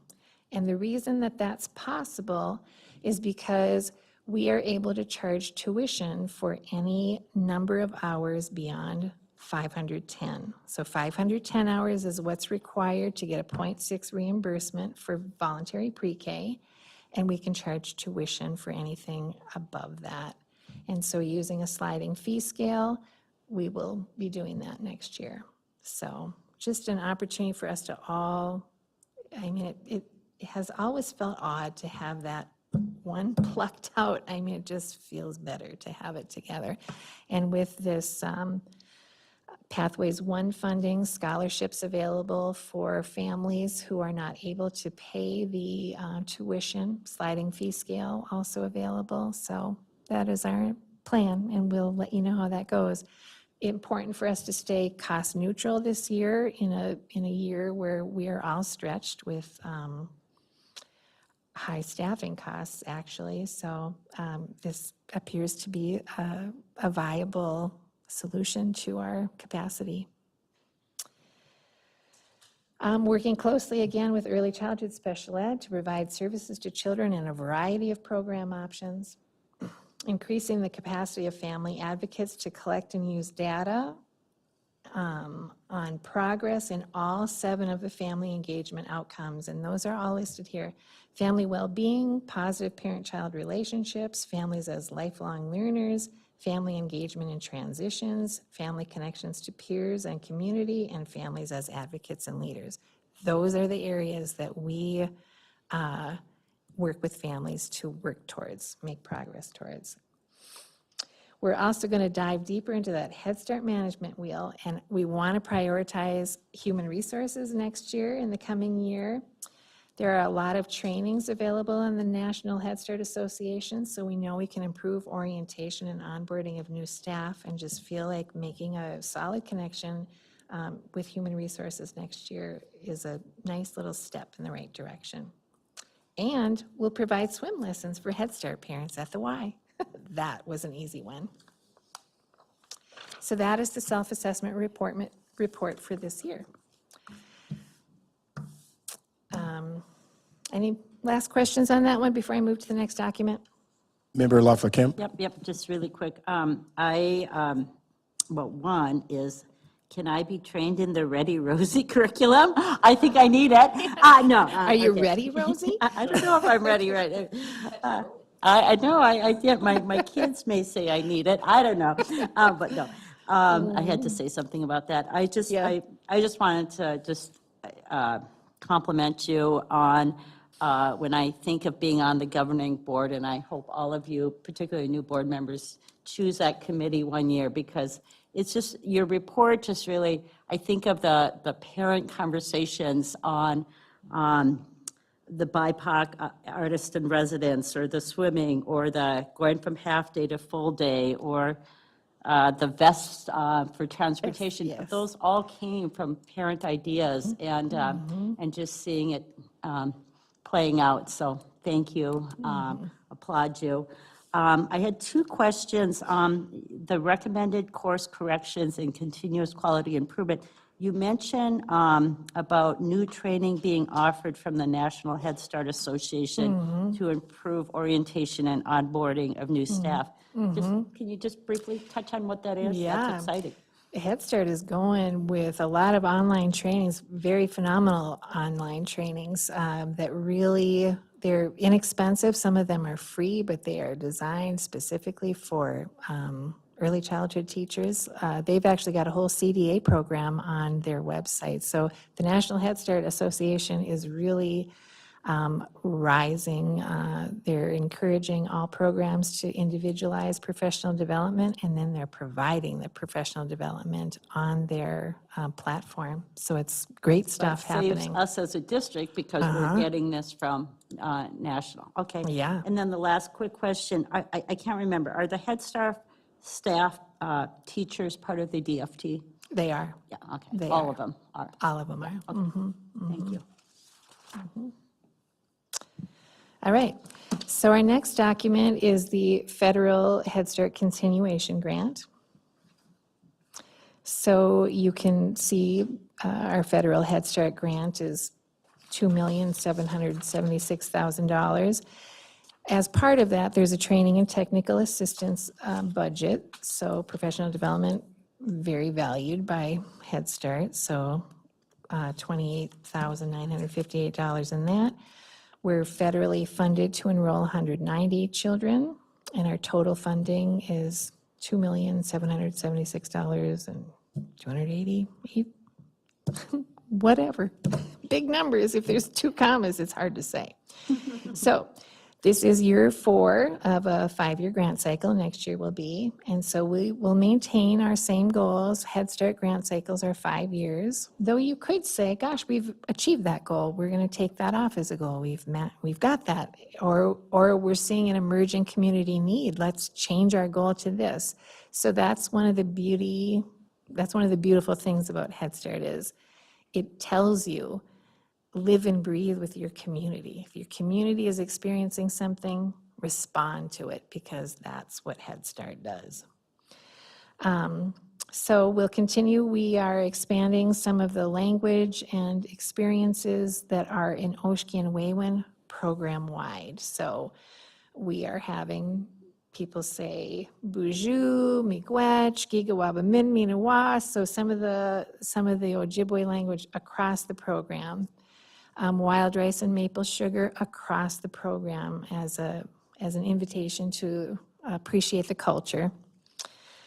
And again, closing our opportunity gaps, we will continue to do that. And our anti-racist book study. So we'll continue with those things. Fostering resilience, we'll continue. Some of those things are listed twice, but those are similar things. What are some things that are different this year is we are looking at shifting some programming to better meet the needs of our community, and the full blending of VPK with Head Start and school readiness classrooms to provide a uniform classroom experience and duration, and that explains that a little bit. So that is the Member new Lawful grant. Kemp, it appears you're, okay, thank you. Okay. Finally, it's our transportation waiver.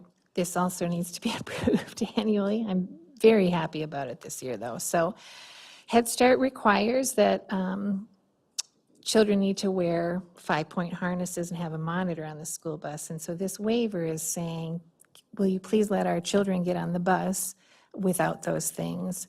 It came about as a result of voluntary pre-K becoming available, because voluntary pre-K kids can just hop on the bus without any kind of, just like a kindergarten student, also a young child, could be considered early childhood.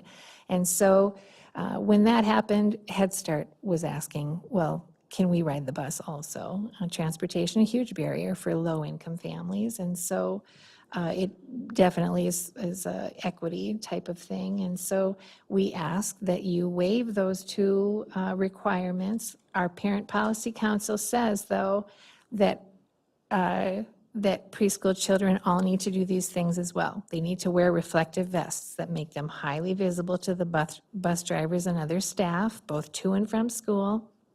They need to sit in the seats closest to the bus driver. An adult must meet the children at the bus door at drop-off and must bring the child to the bus door at pickup. And so we encourage parents to talk to the bus driver and sort of get to know the bus driver.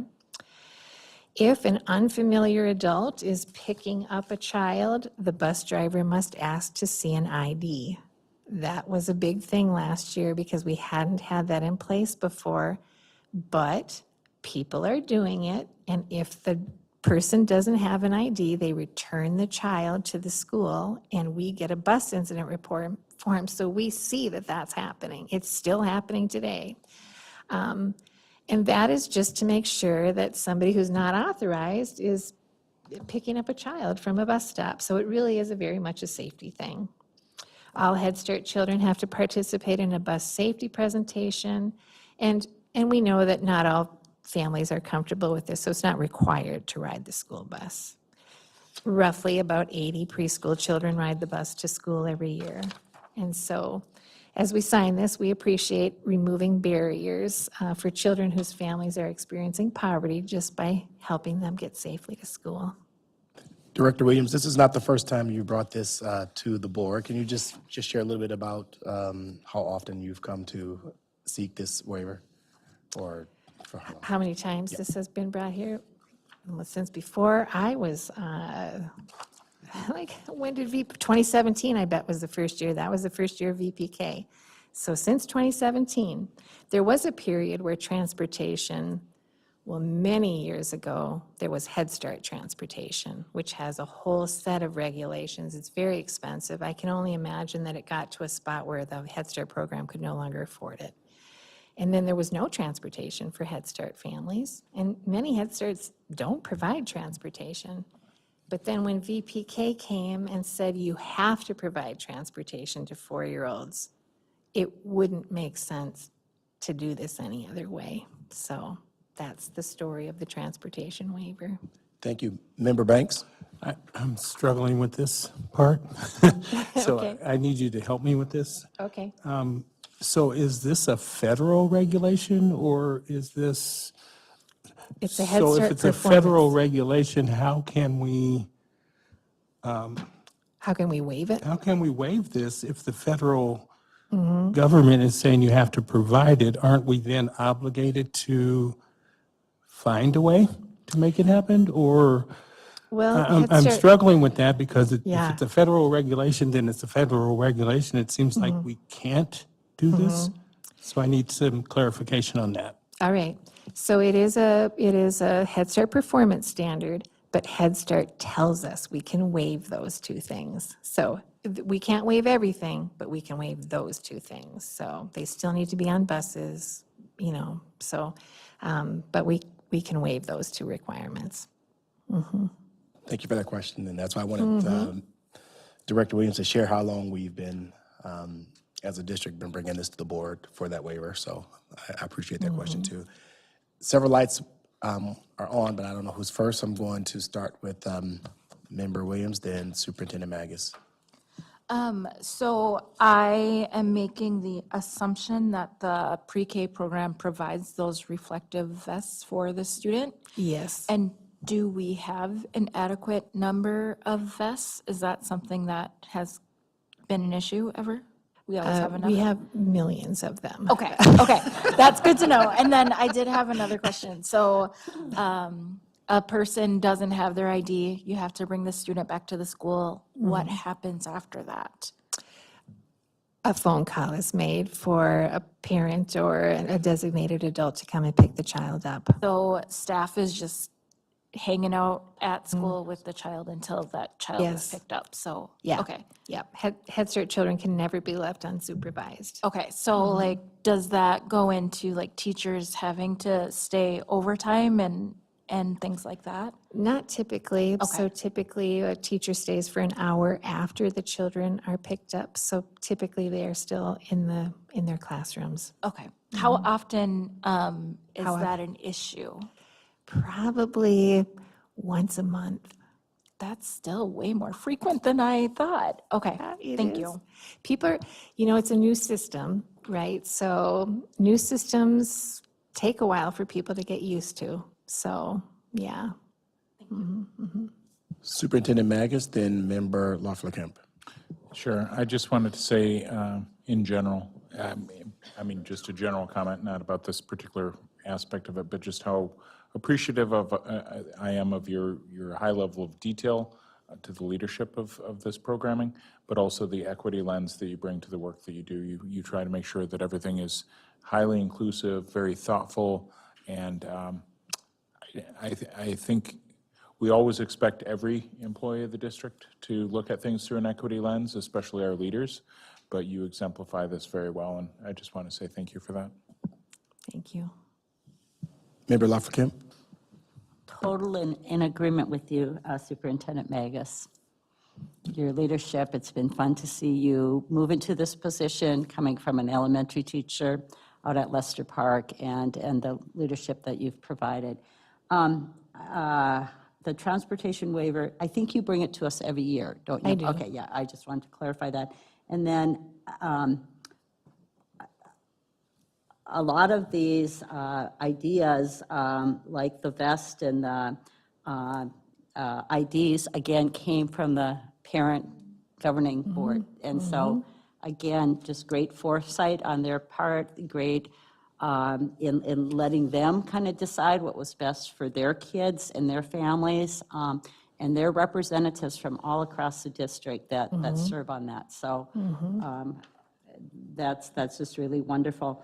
And thank them for that. And also, you know, we really should acknowledge our transportation department. I was on the governing board when this was being thought about, and I know there was some like, oh, how is this going to work, and you know, and all of that, and really it's a testimony to our transportation in terms of really wanting it to work, and so make sure that's shared to our transportation department. Here you say on the average there's about 80 preschool kids. How many could be riding it? Just how Well, many? it's only for 4-year-olds, and we also serve 3-year-olds, so, yeah. So 80 is how many? Okay, so most of the families are making use of it. Excellent, okay. Thank you again for bringing this to us, and I hope we all support it. Representative Miller? Okay, so I just have a quick question to kind of like clarify. When picking up like the student and to like show your ID, do you have to be over 18? No. Okay. Yeah. I was just wondering. Thank you. You have to be over 14. Okay.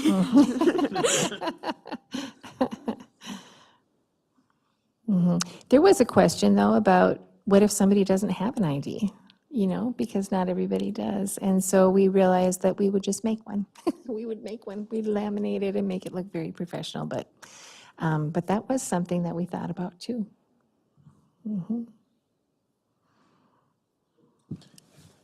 All right, great, Director thank you. Williams, I appreciate it. Start early, right? Can I have a clarification? So do these come to us as a board vote then? Somebody said something about, I hope we vote to accept it. Isn't, the presentation is required and we're supportive and we've got great documentation and great presentation. And then do you need these signed tonight? Okay, and would these be okay, these copies, would that be okay for me to sign? Okay. There's a question on the table asking if a vote, we don't do a vote during the COW. So can you clarify when, I know Member Banks was asking or seeking clarification on it. Member Banks, you want to ask her a question? So I'm wondering from the standpoint of Robert's Rules of Order, whether or not this needs to come before the regular school board meeting for a vote. I'm trying to get that clarification. Does it not, or? Normally it's on the consent agenda here, and then you approve how does that work? At the regular meeting? Yeah. Yeah. April 18th.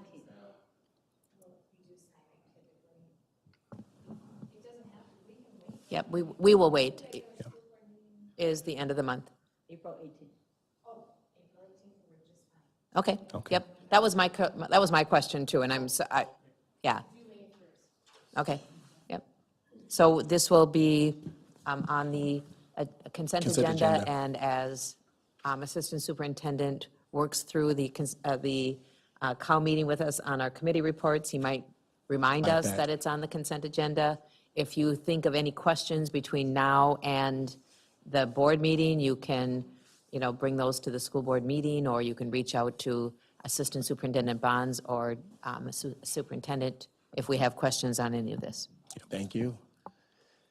And last but not least, Director Sparks, under Supporting Every Student, will provide an update related to the PLC, which is Professional Learning Community, and just provide an update related to that. So Director Sparks.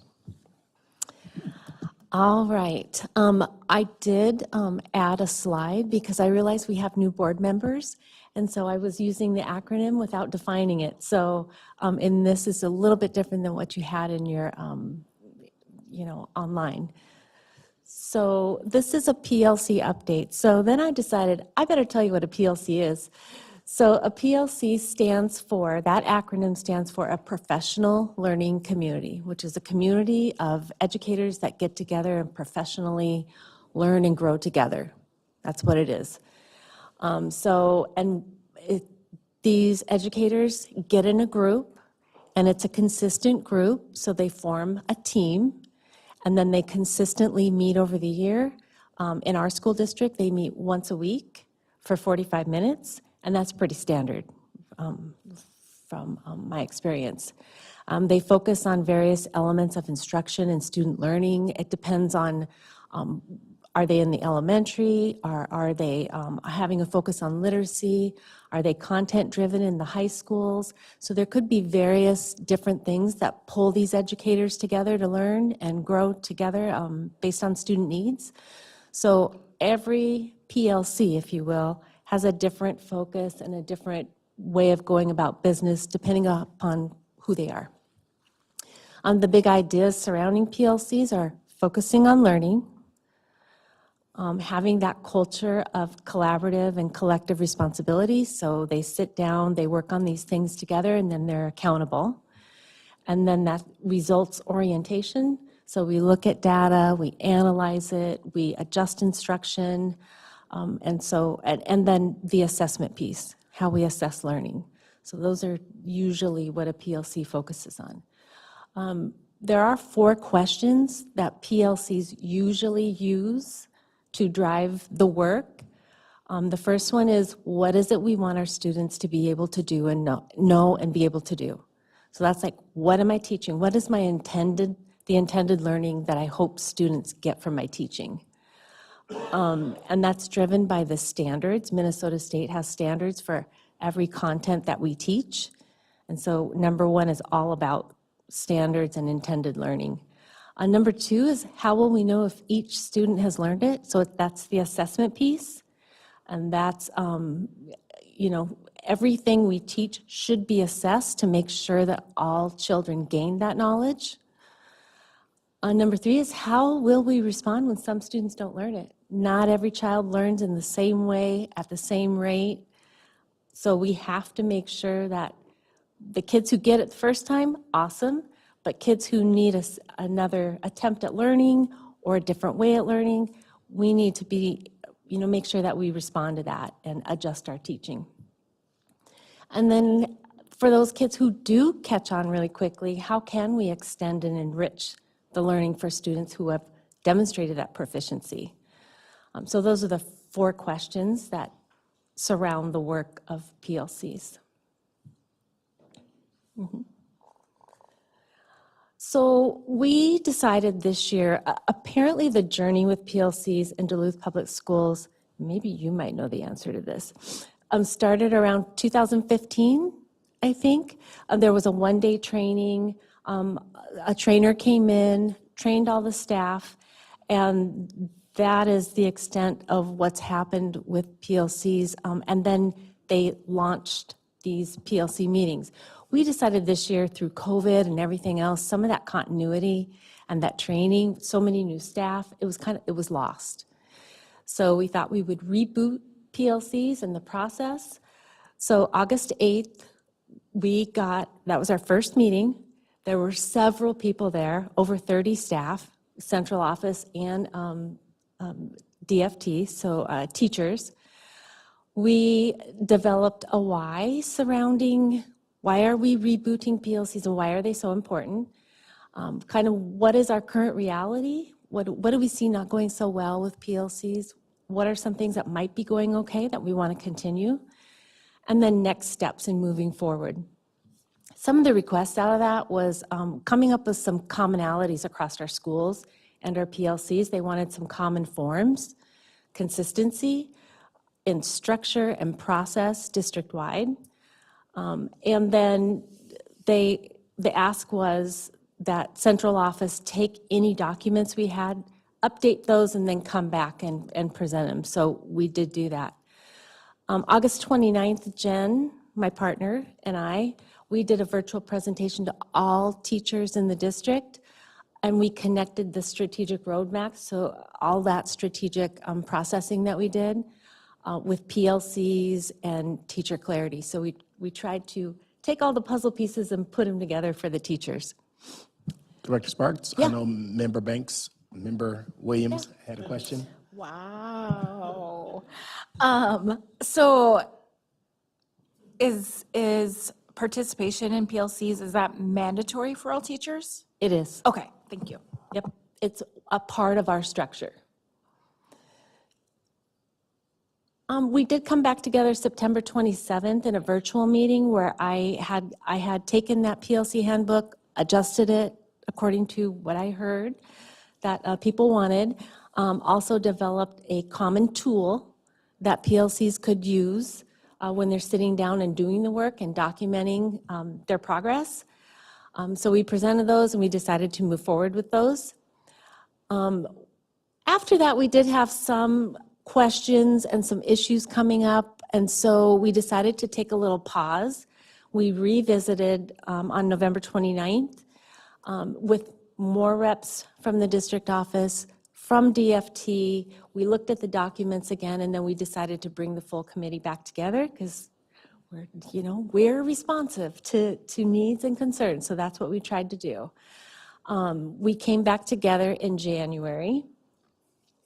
So at that January meeting, what became very apparent is that elementaries and middle schools and high schools have very different needs when it comes to, well, most things actually, but PLCs and how teachers structure themselves and how they go about doing business is very different when you have elementary teachers and then content-driven teachers in the secondary. So we decided at that meeting to split us up into focused districts meetings, and so then we have met as secondary and elementary PLC committees. So we took the handbook, we adjusted some things in the handbook according to the input that we had, and so that's where we are right now. We are going to be coming back together here in April. Well, it is April, so the end of April, and finalizing the handbook, which the handbook is really a guide. So if I'm a PLC, I can sit down with that handbook and go through it and organize my PLC based off that guide. And so we wanted it to be a really user-friendly handbook. So we're going to finalize that and then come up with the plans and the structures for next school year, because there were some changes in the contract that allow us to do some additional PLCs. And I'll tell you about that in a few slides from now. So the handbook, this is a link. So if you are in the presentation, you can actually link on that and check out the handbook if you are so inclined. The contents are defining what a PLC is, the commitments to PLCs, big ideas.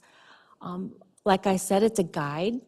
How do we set up our membership, our norms, our rules, our goals?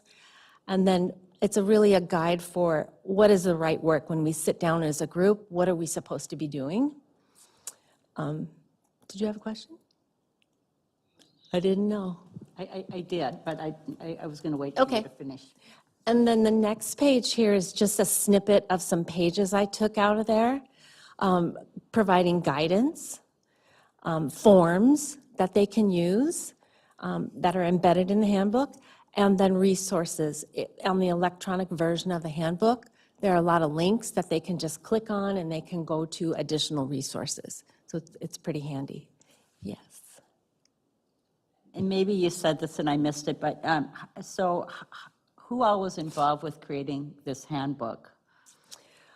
Well, I took it, and then the district office, when we went to that original meeting, my question to them was, do we want to form a subcommittee of teachers in central office to sit down and do this handbook? They were like, not really. Why don't you just go and do a handbook and then bring it back to us for review, and we'll give you input and you can adjust it. So that's what I did, basically. I'm some of the curriculum instruction, Dale, Sally, we sat down and what do we need in this? And we decided we just wanted essential pieces, no fluff. Nobody wants to look at fluff. And made it more of a guide. Like if I sit down, I can use this and run my PLC. So that's what we decided to do. And then, as I stated originally, one of the asks was to have a common way in which we document our work as a PLC. So we came up with what we called the PLC Hub, and that is actually a live link that you can click on and go to there if you want to look at the format. Basically, if we go to the next page, Shannon. Here's some examples of some pages out of the Hub. There is a dashboard where the PLC can, their names, where they're going to meet, what time, what are their norms. They can document all those essential pieces. There are weekly agendas in there. So every week that they're supposed to have a PLC, conduct a PLC, there's an agenda in there for them to document their work. And then all the guiding questions. When we sit down, like what are, some of the topics that we should be covering, and then just provided some guiding questions that they can ask themselves if they get stuck. So that's all within their PLC Hub. So each PLC is to own a hub, and then they get to use it to document their work. Another piece to next school year is setting ourselves up with a schedule. I put the elementary one in here. I developed the elementary one. Now Jen is going to work with the secondary, the middle school, and high schools to develop one for the middle school and high schools and model it after this. If you go to the next page, Shannon, this is kind of what it looks like. So what it is, it's a weekly schedule for next school year. So every single week next year is on this document, and what's happening in that week as far as district-led PLCs, which are Tuesdays. You can see they're every other Tuesday, that D PLC. Those are new. That's in the new teacher contract, where we can have a district-led or administrative-led PLC where we'll do learning, like I can pull together first grade teachers if we want to learn about something, the UFly, the new curriculum we have, we can pull them together and do a 45-minute like mini lesson with them that they can then take and go do in their classrooms. So we'll be able to do a lot of work on curriculum, instructional strategies, looking at data, designing assessments with teachers on those Tuesday afternoons. So that's actually really exciting. I'm excited about that. We haven't had that. We haven't had that vehicle to be able to do that work. So, and then we did a schedule because we wanted all teachers to do it at the same time.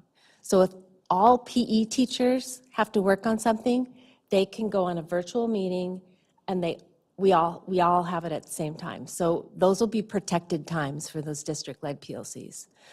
And then every single Thursday is a site or the teacher PLC where they sit down with their teacher groups and do all the work we talked about a few slides ago.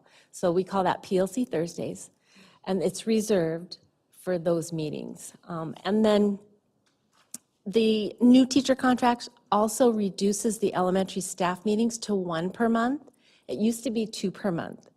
So I actually laid it out because we don't want them on the same weeks as the district PLC. So, call me controlling, call me whatever you want. But laying this out just gives a good structure for the schools. And then also on the far right, when do those leadership teams in the schools meet? They are to meet twice a month, and so just laying that out gives us a good structure. We also have an additional 5 PD days. You'll see on October 14th on the Monday, that says PD Day. Those are embedded in the schedule as well, and those are new. So all of those professional development days we didn't have before. So we will be taking some of the learning on the district-led PLC days and embedding some of that extended learning on those PD days. So it's pretty exciting, I think, for next school year on what we can do with teachers and, for instruction, I mean, all kinds of things, assessment. So we are pretty excited about that new structure. But like I said, the high schools and the middle schools are going to do the same thing. So, yeah. Any questions on that part of it? Chair Lofel and then Superintendent Magus.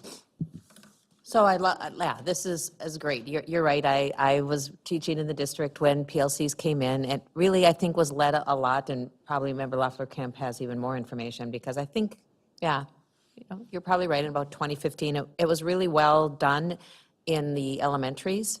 That was where I think we first started with some trainings and with implementation and coaching by Assistant Superintendent Starzecki at the time. So it doesn't surprise me that elementaries have had a more robust start. So 2 questions. So in this journey of rebooting PLCs, am I to believe then that we haven't been doing PLCs in our buildings? We have not. We have, all have. year. Yep. Okay, even though we were rebooting, they were still meeting in their site PLCs? Okay. Yep. And my second question is, could you put that, the monthly agenda, just, I mean, I have it here too, but, so the district PLC, is that led by you? So twice a month, you will be selecting materials that you feel relevant for, and it is then the district PLC a K through 5 time where you are instructing, or will there be some district PLCs where you're just pulling first grade and doing one, and the others that are not involved in first grade will be working on other strategies in teaching or meeting with their site, or? Very good questions. You're asking great questions. So the district PLCs will be a variety of things that we need to accomplish as a district. It could be social emotional learning type things that we might want to embed in those. And I might be doing some of it. We might have like Sally as an instructional focused person. She might be leading some of that. If we need to do some literacy work, we do have kindergarten teacher leaders, first grade teacher leaders. We have teacher leaders at each grade that are focused on a content area. So if we need to do social studies and something surrounding a unit, we can pull teachers together on that afternoon. So it'll be all of us in curriculum and instruction, assessment, and SEL, teaching and learning, that will be focusing on those district-led PLCs. And that's a great question, because this also, if you think about our strategic plan, right? So we have our strategic plan, we have these goals.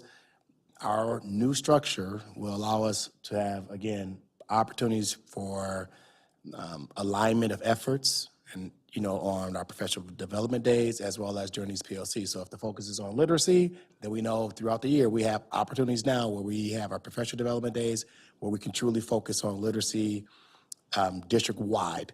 Not to say staff would not have chosen that maybe during their times or during the PLC times where they have more guidance and control over, but this allows the district to have some strategic alignment of efforts across the district during the PLC time and during the professional development days. So we are really excited about the new opportunities that we have before us. I'm glad I asked the question so that you could share broadly on that agenda, on that plan, but I knew you would have an answer. I knew that you had this all kind of in our district's vision and in our strategic plan, how you're moving to use those appropriately and effectively, and that's great. Good And job. we're already talking about it. A bunch of us from TLE met this afternoon, And we're talking about the additional professional development days we have at the end of this school year. But then we're like, how can we connect this to August and into our district PLC stuff? So having some connections and, moving the work forward and some consistency, so. And the waiting was Superintendent Magus, then I'm going to take a guess that it's Member Sadowski, and then I'll come on this side here. Sure. And I was actually waiting to comment and say some similar things, that when we think about the contract negotiations we did, it was really, there were two things that we're most looking forward to and most seeking, and that's part of the reason why we had a generous contract offer, was because we really felt like it was important to have professional learning time in our calendar. If we're going to expect people to do something different, we want to make sure that we have the structures and supports so that they have the time to learn and grow and have those skills. And so really thinking about those PD, professional development days, and the PLCs, those are really the engine that are going to drive the academic change and outcomes, and the social emotional learning outcomes, and the equity outcomes that we want for our district. So I think in some ways we were trying to accomplish things with one arm tied behind our back without having professional learning and without having any real oversight over our professional learning community time. But this really gives us a great opportunity to support our teachers in ways that are going to be highly, highly effective and result in better outcomes for our students. Member Sadowski? Yeah, I was just going to say thank you for bringing that up too. I know that a lot of our teachers and other staff too just have always wanted more professional development days. And so it's really great to see it all organized here and laid out. I love what you did as far as just kind of outlining the district days, the school site days. And I really appreciate just the beginning of your presentation too, about the PLC journey, and just how you took into account feedback from staff. That totally makes sense, the differences in elementary, middle school, and high school. So just thank you for your work on that and for listening to our teachers and letting them have that voice and that input, because that's so important. And on that note, I was wondering, did teachers have input on the PLC hub too? I was looking at that document. It's multiple tabs, although all the months are the same. All the months are there. So, Yeah, we took that to the committee and got their feedback, and there were adjustments made. I had more information on there, and it was overwhelming them, so I took it all off. Yep. And got down to the bare bones. So, yeah. because it seems really effective, like, it's still work to put it in, and I can see that, but just I appreciate that the questions are there and that it's simple for everyone. Yeah, Thanks. Member Mikesell, and then Member Lafleur-Kemp. I was wondering if you could explain what teacher clarity is. Oh, really good question. So teacher clarity is an overarching term used for activities that teachers conduct as far as standards analysis. So I was talking about those Minnesota state standards that teachers must teach during their school year. And so, and they have to know those inside and out. So it's that standards analysis and embed that in your instruction. It's coming up with the intended learning, so in a very explicit way. So making, they call them learning intentions. So ensuring that every time I step in front of kids, I'm expressing what the learning intention is and making sure that the kid knows what it is. And then another piece of it is what they call success criteria. It's those things that the kid is going to have to do during class for this lesson that's going to show me as a teacher that they got the learning, that they learned what they were supposed to. And it's that communication between the teacher and the student. That's actually the most impactful thing. Kids sometimes sit in class and you ask them, hey, what are you learning? And they're like, I don't know, I'm just doing this worksheet. Like they really, truly, actually don't know what they're learning. Well, that's not very impactful instruction and student learning. And so just ensuring that that communication happens and that the child's able to basically assess themselves against whatever the teacher's trying to teach me today, that's where that teacher clarity part comes in. Is that a program that we just developed, or is that something that we had to, It's a thing? Yeah, it's a thing. Okay. Yep. And it's those activities that a teacher conducts that really makes for impactful instruction and student learning. And then how do we identify if our teachers are using that and are successful at that? Well, you're asking some really good questions. There's actually walkthrough tools. So we have walkthrough tools that we can go into a classroom, observe what's going on, and you can see if the teacher has shared what the intended learning is, if the child actually received that communication, and they're able to articulate, hey, I'm learning about, I don't even know, whatever, constitutional law, whatever it is. Like, they're able to say, like, exact, and use academic language. So you can ask kids, and actually that's a really good barometer of, is this happening in this classroom? And then, do kids know what they're supposed to be executing, and how am I going to show them I'm successful? That's another piece of it. So, yeah, good question. Thanks. Member Loeffler-Kemp and then Representative Miller. Okay. You know what, why don't you have Representative Miller, because I have like now 4 little questions, of course.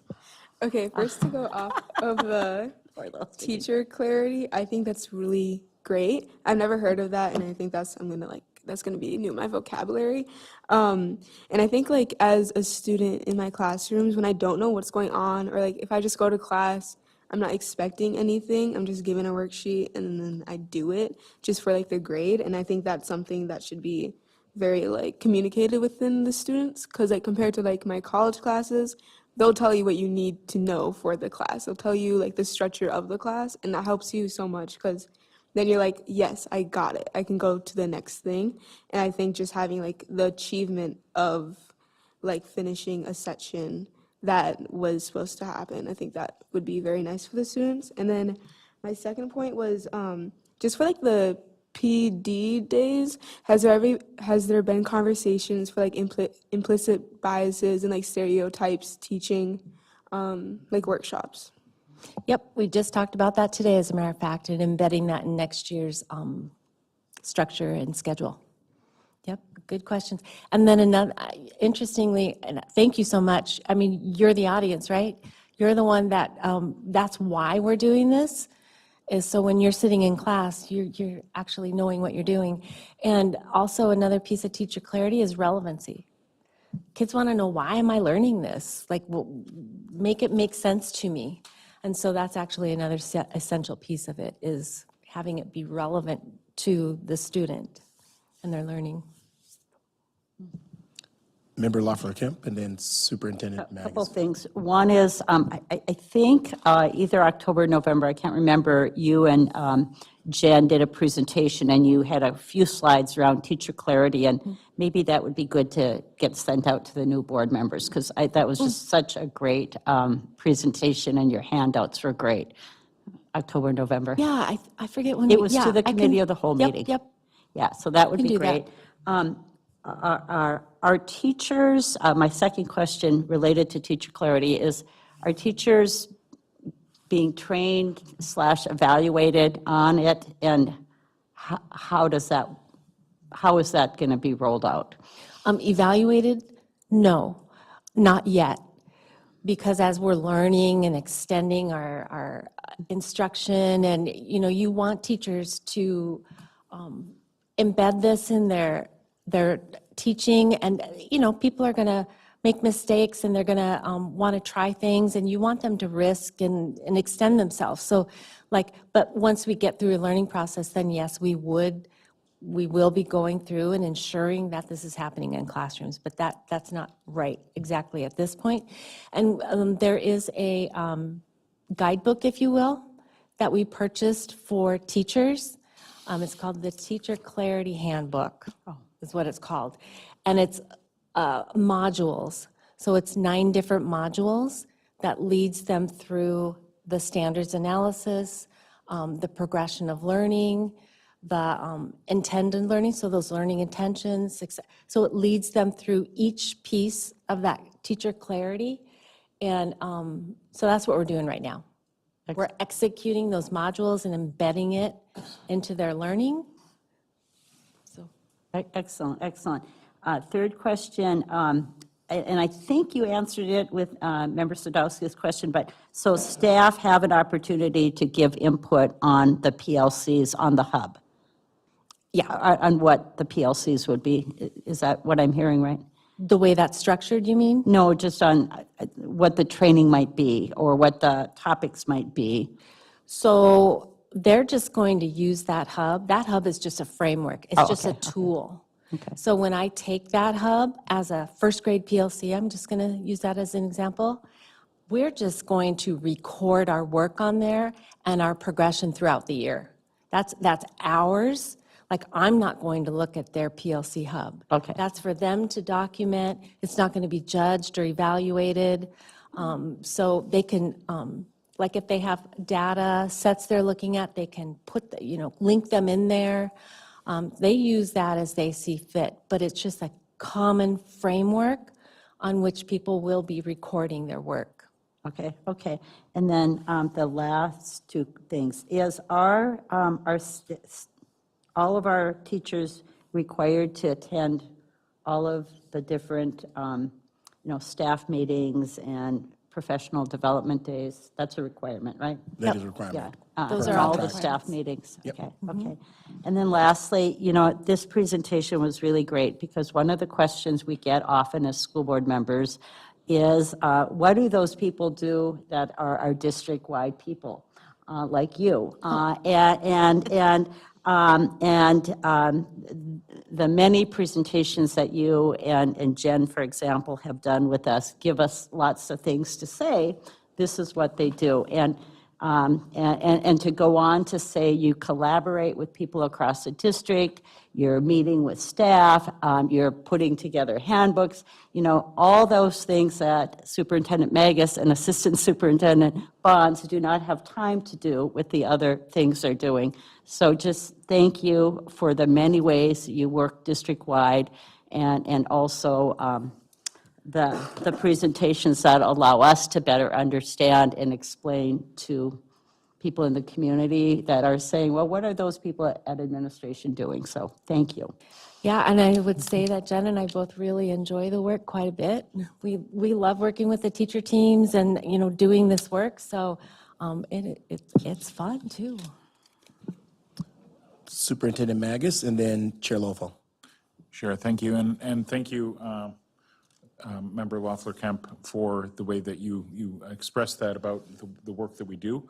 And just to kind of I wanted to kind of give things like a quick dive through how we go from the strategic plan to the classroom, because this is a mechanism within. But just so that you see the links between things, because I think sometimes if we think about all these things as separate things, it doesn't really speak to the coherence of it. So we have our district strategic plan and the work being done there. Within that, there are the three priorities of supporting every student, advancing equity, and improving systems. Then within it, we have operational plans for how are we going to make sure that happens. This is an example of some of the academic work that's being done within.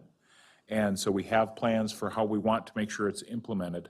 We also need to make sure that we have proper supervision and support for our principals, so that, you could do this. We have 15 different schools. You could do this 15 different ways. And we want to make sure that there's autonomy, but defined autonomy, so that people have kind of the freedom within fences to modify based on what they need within their school, but have some things that are kind of district tights, right? And so within that academic piece, this allows us to focus more significantly on what we are going to teach, what standards we're going to teach, as well as what methodologies and how we're going to teach it. Then so that's done through the professional learning communities. But really, we have professional learning community for our principals as well, that is led through the work of Jen and Brenda in their directorship, so that we make sure that this is being done, not in a heavy-handed way, but in a supportive way. How do we have that supportive accountability throughout the system? And then you, as a board, through monitoring, we have our progress monitoring reports each month. This type of report that you're hearing right now and is an example of how do we take something that's happening at a different part of the system and report up to you as a board so that you can make sure that we are doing what we're saying we're going to do. And then right now, we're also working on a vision card, which is basically the metrics of the higher level metrics to show how this is being done. So when you think about this work and how we kind of create that architecture of scientific improvement within the district, it's complicated and it's taken us some time to get there. But I really feel like the whole system from classroom to boardroom and from boardroom to classroom is really taking root. And we also have, some different position changes and things coming up. We have an opening in one of our directorships, and we're looking at reframing that so that it has more of a focus on continuous improvement. The former position that was the assessment position definitely had continuous improvement elements, and Dr. Lake led that well. And we're also thinking about, now that it's open, how do we make sure the new position is really somebody who can support this architecture and continue to develop how it functions. But I'm really, really proud of Assistant Superintendent Bonds and the entire team that's put this together, because it's taken time, but it's really flourishing at this time. And it's not a conversation separate from what Jen's doing with the middle school model. We'll have these elements embedded. The elementary schedule, you guys weren't here when we did the elementary schedule, which was a year and a half of my life. Don't ask me about it. But it was fun and it was very rewarding. But this is actually a part of that too. So, yeah. I'm not sure who's first, Chair Lofel or? Mine is just a quick follow-up. That presentation you did on teacher clarity also, I think, was the same one you did on the principal leadership. So that would be good background too, if my memory serves me well. Yep. Yeah, I don't have anything really much more to add, I guess, really. I think everybody has shared it. As you were sharing and I was reflecting on the journey I've had in the classroom in our district, there's just a lot of, so there's even teachers that are in the classroom for as many years as maybe I was when I retired. These are concepts that have been traditionally supported and maintained.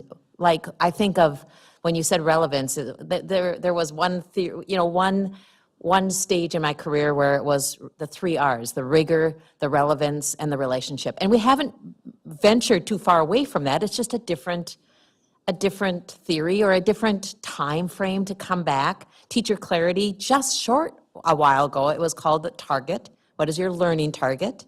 And we were, supported by that. Where I see our district being a leader in this district, and we could be a leader in the state, in the country, is the detail that you have all worked together as a team to develop, and the accountability, and the plan, and the details in the plan, and the action cards, and all of that. We were, when we were introduced to the 3 R's, we were just introduced, and then it was up to us to kind of forge forward in every little way. So, I just really, and the hub too, I kind of understand that. When we started, I was probably at Denfeld for 3 years in our PLC startup.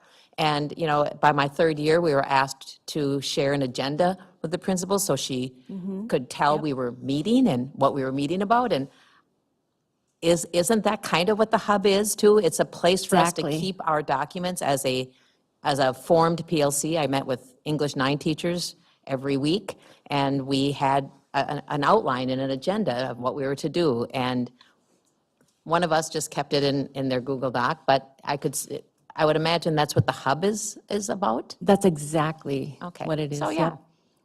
But I always loved the new professional development. We were allowed the new theory coming in, and it was all built on what was prior best practice. So you know, I love the detail, I love the vision. You guys all have the vision, you're all rowing the boat the same way, and we're gonna get there. We are there. And this is all about teacher stuff, but like John said, Jen and I bring all the principals together once a month. We call that Principal Plus. We do a lot of learning, shared understanding, lots of stuff. And then I bring together the elementary principals once a month, separate from that, and we call that our instructional leadership team meeting. We focus on instruction, and we kind of pre-teach them some of these things so that they can go and lead their buildings. So that's a great structure too. John touched on that, but it's been very effective. Thank you. And I also want to say, take the opportunity, I wish everyone was here to thank them.